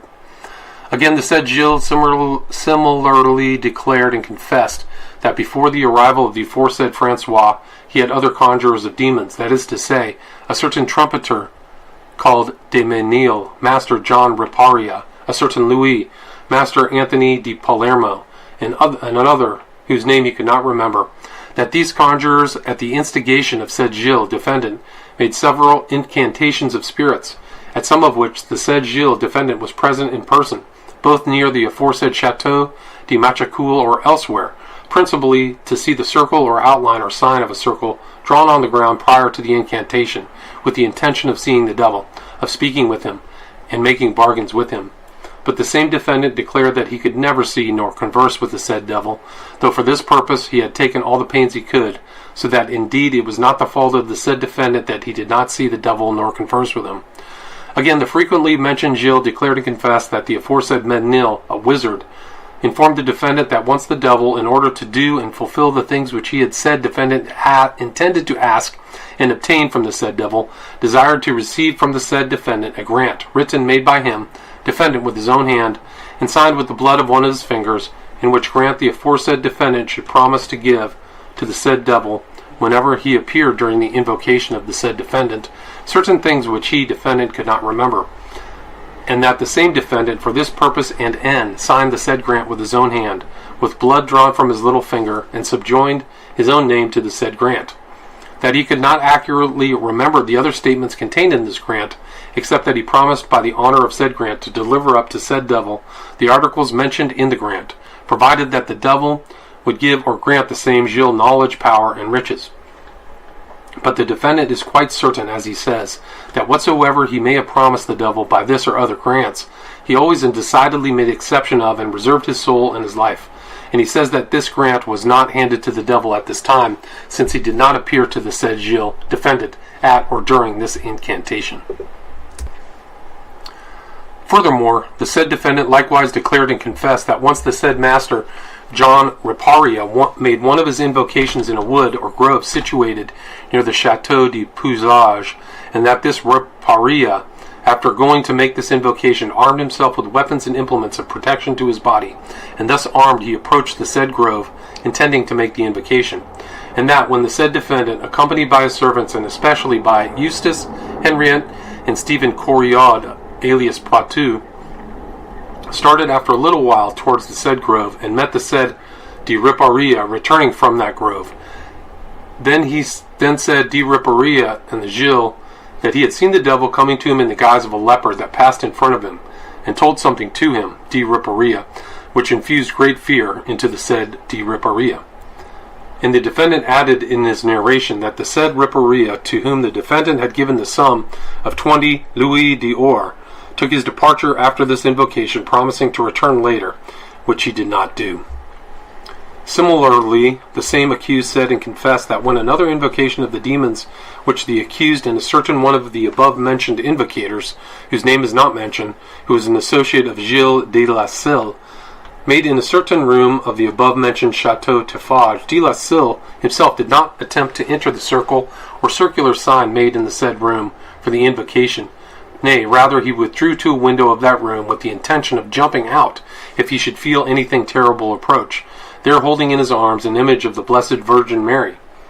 And the said accused, standing within the circular sign, feared very much, and especially as the said invocator forbade him to make the sign of the cross, as otherwise they, the accused and the invocator, would be in great danger. Nor did the accused for this reason attempt to make that sign, but then remembering a certain prayer of the Blessed Virgin Mary, which begins Alma, said invocator ordered the said accused to go out of the circle, and withdrawing quickly and going out of the room, the invocator being left remaining there, and the door of the room being closed by the above said invocator, he went up to the aforesaid Gilles de Rais, who forthwith said to the accused that the invocator thus left the room and was beaten and struck to such an extent as if the striking was done by kicking.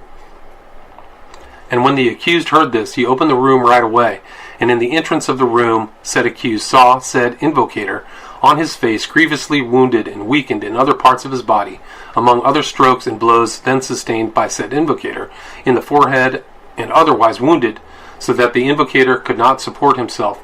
Wherefore, said accused, fearing that the invocator by reason of that beating would die, wanted and made said invocator receive the sacrament of confession.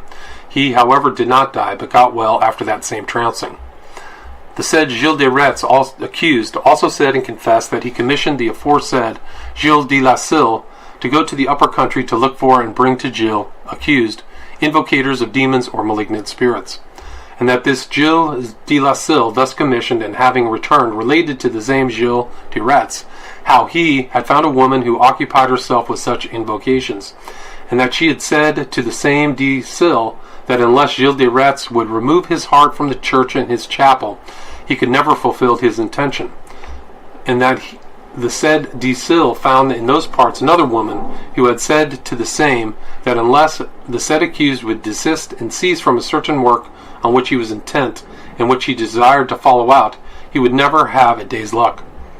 Also said de Rais had found in these parts an invocator, of whom the said Desil proposed and began, as he said, to conduct the said accused, but that on the way, the invocator, being disposed to come to the said accused, as he was crossing a river or stream, accidentally fell in. Also said Gilles, accused, said and confessed that Desil brought another invocator to said accused, and that he died without delay, in and from the obsequies of such unfortunate deceased, and from other previous difficulties, which interfering he could not come to the aforesaid invocations and his other damnable intentions. He said that he believed the divine clemency and intercessory prayers of the Church, from which his heart and hope never deviated, mercifully preserved him from perishing in such risks and dangers, and for this reason he proposed to desist from this bad life for the future, and to visit the holy places in Jerusalem, and to visit abroad the principal places of the life and passion of his Redeemer, and to perform other penances, by which he might mercifully obtain from his Redeemer the pardon of his sins. Wherefore, after he had said and confessed freely and of his own accord the aforesaid things at the trial, as recorded, he exhorted the people there present, and especially the ecclesiastics who were present in the majority, that they always held in reverence and in the highest esteem Holy Mother Church, and never depart from it, especially adding that he, the accused, not directed and attached his heart and mind to the Church. He could never have escaped the malice and schemes of the devil, nay, rather he believed that the devil would long since have strangled him and almost carried off his soul by reason of his enormous crimes and sins.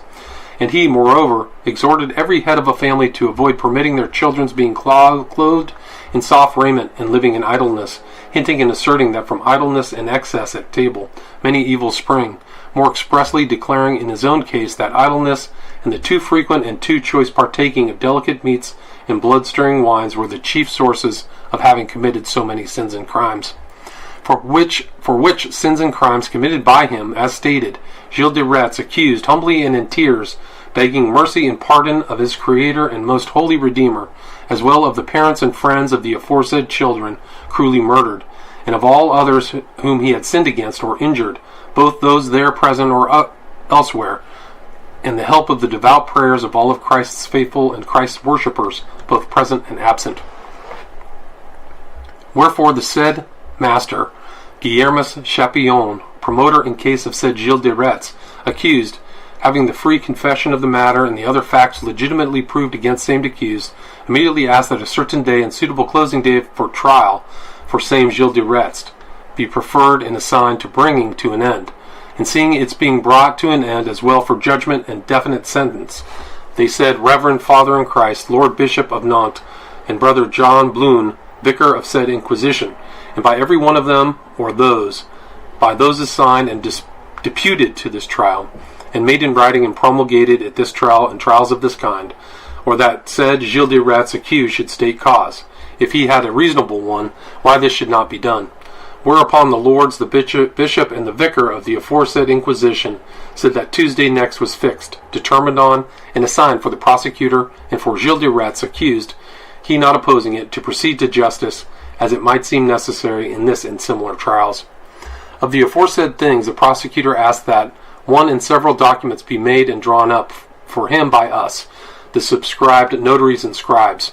There were present in aforesaid place Reverend Father in Christ, Lord Jean Pregency, Bishop of Saint-Brou, Master Pierre de la Hospital, President of Brittany, Robert de Riparia, and Lord Robert de Espinay, aforesaid soldier, and the nobleman Yvon de Rosurf, as well as the honorable men, Masters Yvon Corer, John Somanus, canons of the Church of the Blessed Mary of Nantes and St. Brou, Hervé Levy, Seneschal Corsopatensi, and Master Guillermo de la Horie, licentiate of laws, advocate of the secular court of Nantes, as well as several other witnesses gathered in that great crowd, being specially summoned and called for the aforesaid things.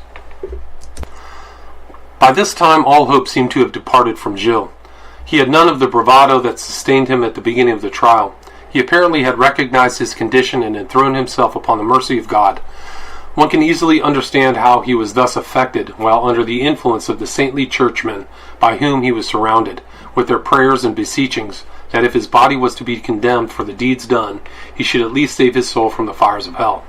When Gilles was interrogated before the court as to the genuineness of this confession, and asked if he desired to make any retraction or explanation, he seemed to add to rather than detract from it, and believing, as was probably the truth, that he could only save his soul by making a surrender of all of his thoughts and a confession of all of his sins, he seemed to insist on having the record of his crimes made fuller and in greater detail, so that none of them, even with all their horror, should be omitted.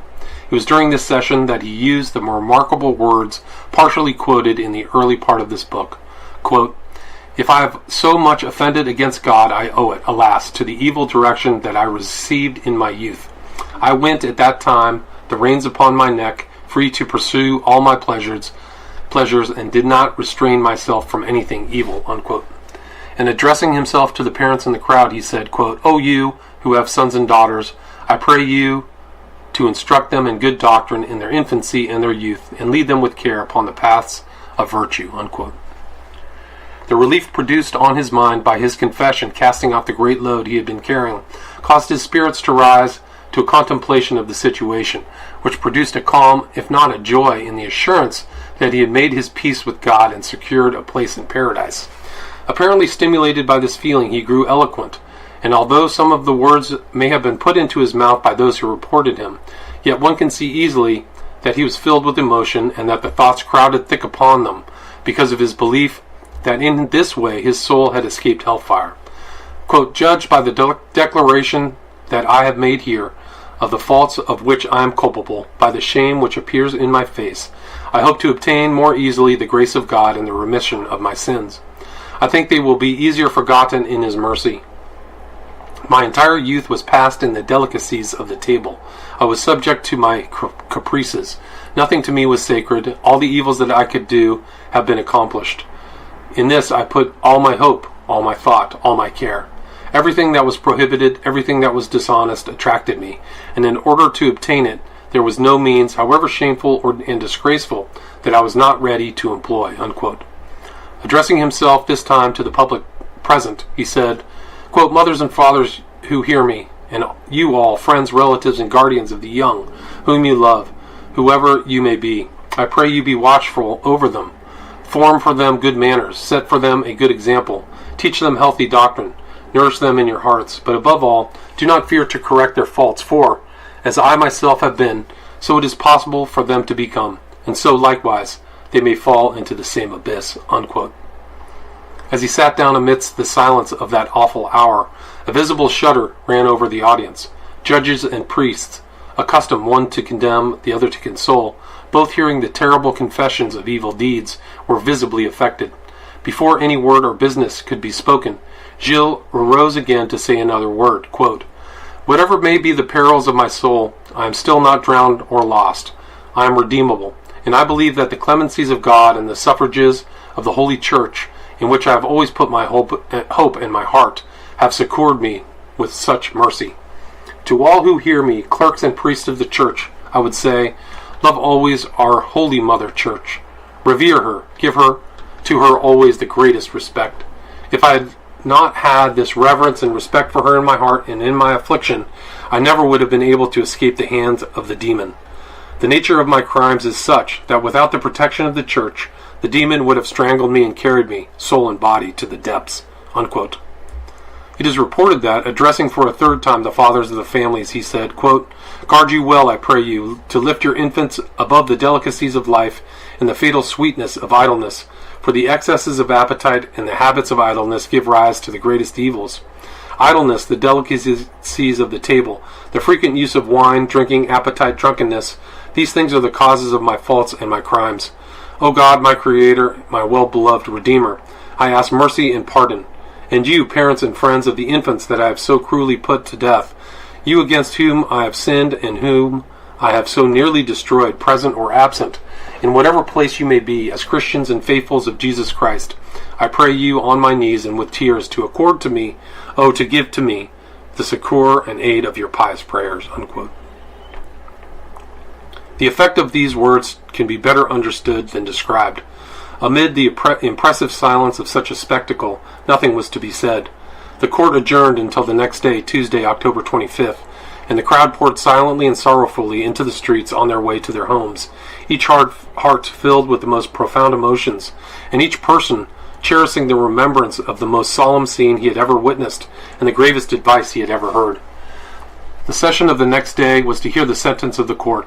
It had been reduced to writing. and was read by the clerk Jacques Pentecôtic, an official of the Church of Nantes. Quote, "In the holy name of Christ, we, Jean Bishop of Nantes, and Brother Jean Blum, Bachelor of Holy Scripture, of the Order of Friars, Preachers, and Delegate for the Inquisitor, for heresy for the city and diocese of Nantes, in session as attributed, and having nothing before our eyes but God alone, the advice and consent of our Lord Bishop, jurisconsuls, the doctors, professors of Holy Scripture here present, after having examined all the depositions of the witnesses in charge called in our own name, and in the name of the prosecutor deputized by us, against Gilles de Rais, our subject, and under our jurisdiction, after having reduced to writing and digested the depositions, after having heard his own proper confession made spontaneously in our presence, and after having weighed and considered these and all other reasons which can affect our determination, we pronounce, we decide, we declare that thou, Gilles de Rais, cited before our tribunal, art shamefully culpable of heresy, apostasy, invocation of demons, and for these crimes thou hast incurred the sentence of excommunication and all the other punishments determined by right and by law. And finally, thou oughtest to be punished and corrected according to the will of the law and the exigencies of the holy canons, as a heretic, apostate, and invocator of demons." Unquote. The second sentence was in similar language, concluding, however, as follows. Quote, "Thou, Gilles de Rais, hast shamefully committed crimes with infants of one or the other sex. Thou hast committed sacrilege. Thou hast violated the immunities of the church. For by these crimes thou hast incurred the sentence of excommunication and all other punishments fixed by law. And thou art by consequence to be punished and corrected according to thy salvation and the will and exigencies of law and the holy canons." Unquote. All of Gilles' fears returned when he realized that he was to be convicted of heresy and condemned in excommunication. Falling to his knees, tears in his eyes, trembling, he humbly pleaded and begged the judges to lift from his life, now so near ended and so worthless, this excommunication. After consultation together, it was determined by the bishop and the vice-inquisitor to grant this prayer, and the decree of excommunication was annulled in the usual form. Gilles was admitted to the administration of the holy sacraments and permission given him to commune with the faithful. Gilles immediately demanded the appointment of a priest to hear him in confession, that he might profess his penitence and receive absolution from his sins, and the Frère Jean Juvenal, a Carmelite of Ploux-Armel, was designated for that purpose. So terminated the ecclesiastical trial of Gilles de Rais. It commenced on the 17th of September and lasted 1 month and 8 days. It ended in his conviction of the only crimes of which the ecclesiastical court had jurisdiction, to wit, heresy, apostasy, and invocation of demons. The sentence was excommunication, which, we have seen, was lifted, and the final outcome of this trial was the repentance of Gilles de Rais. Now we turn to the process instituted by the civil tribunal for the trial of Gilles upon other charges than those which he was convicted by the ecclesiastical court. The usual close of the sentence of an ecclesiastical court, wherein the accused was charged with other crimes than those which the court had jurisdiction, would be, quote, "Go in peace. The church can no longer defend thee. She delivers thee to the secular arm." Unquote. But this declaration was not made. It was useless, for it was well known to the judges that the civil court had already been organized and had taken cognizance and jurisdiction of the various crimes of Gilles, and as such had been charged and so well proved before the ecclesiastical court. Chapter 6. The Trial before the Civil Court. Trial before the Civil Court. Depositions, conviction, and sentence. Upon the arrest of Gilles and his henchmen, and during their trial before the ecclesiastical court, the army of retainers which had been employed by him, including his chapel and all his familiars, fled as would a flock of young chickens on the approach of a hawk. Francois Prelati, Eustache Blanchet, Henriette, Griard, and Poitou seemed to have been all who were arrested with Gilles. Gilles de Sille and Roger de Briqueville had fled to the south before the blow fell. The rest got under cover as quickly as possible. Instead of standing by their master, they got as far away from him as they could. Gilles was the only one tried by the ecclesiastical tribunal. No particular reason was given why Francois and Blanchet were not tried with him, for they were undoubtedly guilty, equally with Gilles, of the charges of sorcery and invocation of demons. But they were priests, one of them an Italian priest, and whether they were promised freedom in consideration of their testimony against Gilles is now unknown. When on the 19th of October it had been decided by the ecclesiastical court to apply the torture to Gilles, it was done on the confessions of his accomplices. Why Francois Prelati and Eustache Blanchet have been excused or overlooked is, as has been said, unknown. But Henriet, Griard, and Poitou were then delivered to the civil court for trial. This civil court was presided over by Pierre de la Hospital, who, as has been said, had assisted in the ecclesiastical court and was necessarily officially cognizant of the developments. Pierre de la Hospital was the Chief Justice of the Duchy of Brittany, and the civil courts were under his authority. So immediately after the confessions of Henriette and Poitou, they were transferred to the civil authorities, and Pierre de la Hospital, the supreme judge, brought them before the court on the 20th or 21st of October. The civil court had its session at the Buffet, then, and until 1848, the Palais de Justice. The Buffet had been a castle, and had been reconstructed and used as the Palais de Justice during many centuries. It was in proximity to the Chateau de Nantes. It was enclosed in a high wall, possibly to make a jail yard, and occupied the present place or market, Buffet. It was within this palace yard that the celebrated trial by duel took place, by direction or authority of the Duke of Brittany, between Count Robert Beaumanoir and Sieur Pierre Tournemine on a charge of murder made by the former against the latter. The castle or palace had been destroyed, as well as the wall, and it now stands all open. One side of the place abuts the river Loire, adjoining the bridge de la Poissonnière, over which the prisoners were taken to the Prairie Madeleine, the place of execution. The proceedings of the civil court need not be followed in their details. Preparing for the trial, as is the custom of criminal courts in France, the prosecutor called the witnesses before him and took down their depositions, and it is worthwhile to pause and examine the record as it appears in the archives of the Department of Loi Inférieure. The records of the two trials, the ecclesiastical and the civil, on file in the departmental archives, are unequal in the extent and detail with which they have been respectively reported.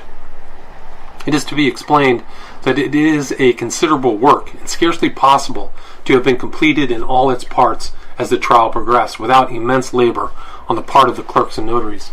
The proceedings of the ecclesiastical court, reported in Latin, comprise 308 pages, of which the photograph on page 137 of this memoir is a sample. The proceedings of the civil court in French comprise 109 pages, the two together making 420 pages in parchment, without including the sentence, which was in Latin, much mixed with French. The sentence is about the size of the original Declaration of Independence of the United States. It is said to have written in its entirety in a single night, and inspection of it corroborates the story, for it bears evidence, by way of erasures and interlineations, of haste and rapid work. The report of the evidence in the ecclesiastical trial is not nearly so satisfactory, nor has it been recorded so clearly and with so much detail as was in the civil court. It is also much more convenient to render of that civil trial, therefore used it in making a transcript. It must not be forgotten that the evidence was taken by deposition out of court, that it was rendered not in the language of the witness but of the scribe. The depositions were not signed by the witnesses, but were reported to the court under the signature of the notary or commissioner. 86 witnesses were examined, and their testimony appears to have been reduced to writing by Jean Colline and certified by Jean de Toucheronde. The dates of the various sessions are not given, but each witness, or each batch of witnesses, appears to have been examined independently and certified to separately. This examination of witnesses in the civil courts seems to have begun about as early as did that in the ecclesiastical trial, for the first record is under date of September 18, 1440. For the purpose of showing the style of the French language in that use, it may be compared with modern French, changes noted. Before reporting the testimony and the depositions against Gilles de Rais, and that it may be better understood, it should be explained that there were two methods pursued by Gilles in the abduction of children. One, the secret and forcible abduction, and the other, the hiring of the child for service as a page, or his being taken with the consent of the parents on a pretended duty, by which he should be attached to the retinue of the baron. Both systems were pursued, and, it is believed, always by the followers and familiars of the baron, for it does not appear that he was ever personally engaged in either. The demand of the parent for the presence of the child was always put off by indefinite statements. The boy was at another chateau, where he had gone with the masters or men-at-arms, and would be absent for an indefinite time. Sometimes that he had gone to a distant province, other times that he had fled and was a fugitive, and they knew not his whereabouts. These were all equivocal responses, and far from satisfactory to the demanders, but out of them there grew the reports circulated throughout the country. On the trial, Henri, Griart, and Poitou made no defense but pleaded guilty. They confessed openly their crime, and being pushed to detail, they admitted that they had been concerned in the abduction of more than 50 children, and Henriette added that during his last trip to Jocelyn with Gilles de Rais, they had captured 3 of them with his own hands. The confession of Henri and of Coriolde, called Poitou, appears in the records, and following it on October 23rd is the condemnation by the civil court under Pierre de la Hospital as follows, quote, "After the confession of the aforesaid Henri and Poitou, and on the advice of the assistants, advocates, and others heard in the case, and considering all the facts, it was adjudged and declared by the aforesaid Seigneur the President that the aforesaid Henri and Poitou should, and ought to be, hung and burned. But the execution of the sentence was postponed to await the conclusion of the trial of Gilles before the ecclesiastical court. On the 25th of October, Gilles' sentence was passed upon him by the ecclesiastical court, and he was turned over to the civil court. He was delivered to the prison at Bouffay on the same evening, and the next morning was brought before the civil court, with Pierre Le Hospital as supreme judge. All hope of escape was lost to Gilles, and like his accomplices, he seemed to be more interested for the salvation of his soul than care for his body. He made no defense. Indeed, defense was useless, for the trial was only a formality. Being charged with the crime of murder and interrogated as to the facts, he repeated his confession of guilt. In the consultation of the court as to the sentence, there were some differences of opinion among the judges. That he merited death there was no question, and that appears to have been accepted by all. But as to the manner of death and the degree of odium to be attached thereto, there was some debate. However, as he had been excommunicated by the church, and his accomplices had already been sentenced, and as the crime shocked all the world who knew of it, the argument prevailed that as Gilles had been the chief promoter, and as he and his 2 accomplices had been together in the crimes, they should not be separated in their punishments. Therefore, first, a fine should be upon him of 50,000 pounds, and second, he should be hung and burned alive on the gibbet in Pièce. Pièce was a little open prairie on the island of La Madeleine in the river opposite, forming the part of the city of Nantes. It was reached by 2 bridges communicating with the place Bouffray. Pierre de la Hospital, in pronouncing the sentence upon Gilles, concluded, quote, "You have not to rely upon now but the mercy of God. I ask you so to dispose yourself as to die in good state, and to seek repentance for having committed such great crimes. Tomorrow at 1 o'clock, the sentence against you will be carried into effect." Gilles preferred 3 petitions through the judge to the bishop. One, that the execution of the 3, himself and his 2 servants, should be at one and the same time, to end that he might comfort and aid them by his presence upon that dread occasion, that they should see that his execution actually took place, and should not be tormented with the thought that either his wealth or power could procure the postponement of the execution, and finally, or possibly, a pardon. The second was that his ashes might be buried in consecrated ground, and when this prayer was granted, he chose the Carmelite church at Nantes. The third was that on the day of the execution, a procession of litany, such as was common in that country, should be organized to make prayers to God for him and his 2 servants, that they might be sustained and supported in their repentance, and that their salvation might be assured. Accordingly, on the morrow, at 9 o'clock, this procession was organized and marched through the streets of the city in the most solemn manner, headed by the clergy of all ranks, reciting the prayers for the dead. Chapter 7. The Execution. On October 26, 1440, at 11 o'clock, the time fixed, the procession approached the prison Bouffay. Gilles, Henri, and Poitou were brought out, and with this long procession for an escort, were conducted across the 2 bridges to the place of execution. The 2 courts, ecclesiastical and civil, were present, and it has been said that the Duke of Brittany was also present. 3 gibbets had been erected with their cross arms, and at the foot of each a pile of wood was laid. It is needless to describe the details of the execution. Some of them may be apocryphal, They were not recorded at the time, and they may have been made for the occasion. In any event, they had nothing to the strength of the story. It seems agreed, however, that at the given signal the three malefactors were suspended by ropes from the gibbets, and that the wood was fired, and that they were hung and burned at the same time, that they died with words of repentance on their lips, expressions of hope for pardon from the God whom they had offended, and stating their hopes and beliefs of salvation. There was no sermon, no reading of sentences, no prolongation of agony. Prayers for the dead were continually recited, but the execution proceeded with as much rapidity as possible. The historians of the day, Monstrelet, Chartier, Argentre, all agree that the body of Gilles was rescued from the flames before it was burned to ashes, and enclosed in a coffin and carried to the church of the Carmelites at Nantes, where it was buried privately without ceremony, while the ashes of the two accomplices were scattered to the winds of heaven and the waves of the Loire. This was the punishment of Gilles de Rais, and this the expiation of his crimes. It is curious to remark its effect on human nature and how it was regarded by the people. If Gilles de Rais had escaped the punishment of his crimes, the whole country would have been in arms. He would have been denounced in the fiercest terms as the most execrable of human beings. But after having suffered this terrible punishment before the eyes of all men, and it was thus made known throughout the country, the spirit of hate and vengeance seemed to have turned to pity, and sorrow and grief seemed to have taken their places. In commemoration of his sufferings, an altar was erected in his memory and to his name upon the spot where he died.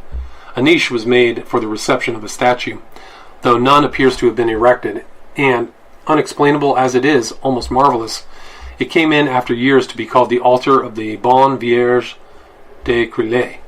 The spot where was executed this man, who had decimated Brittany by the abduction and murder of its infants, came in a superstitious manner to be esteemed as a place of value in furnishing milk for nursing mothers.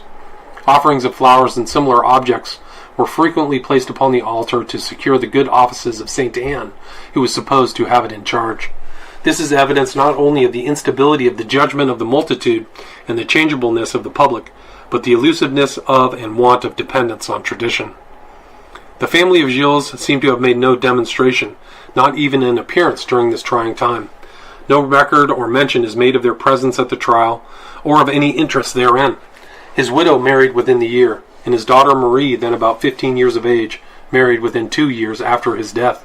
His widow married Jean Vendôme, and the daughter's first husband was Préjat Coiteville, Admiral of France. These united in a memoir addressed to the King of France to save the property that had belonged to Gilles de Rais from confiscation by the Duke of Brittany. Préjat was killed on June 20th, 1450, during the siege of Cherbourg by a cannon shot. His widow married for a second husband, André Laval, her cousin. She died without issue in 1457 and was buried in the church of Notre Dame at Vitre. René de la Suze, brother of Gilles, married Anne de Champagne. He left a daughter, Jeanne de Retz, who married François Chauvigny, the Prince of Dieul, April 11, 1446. They had one child, a son, who died unmarried in 1502. And thus, within 62 years after the death of Gilles de Retz, his family became extinct.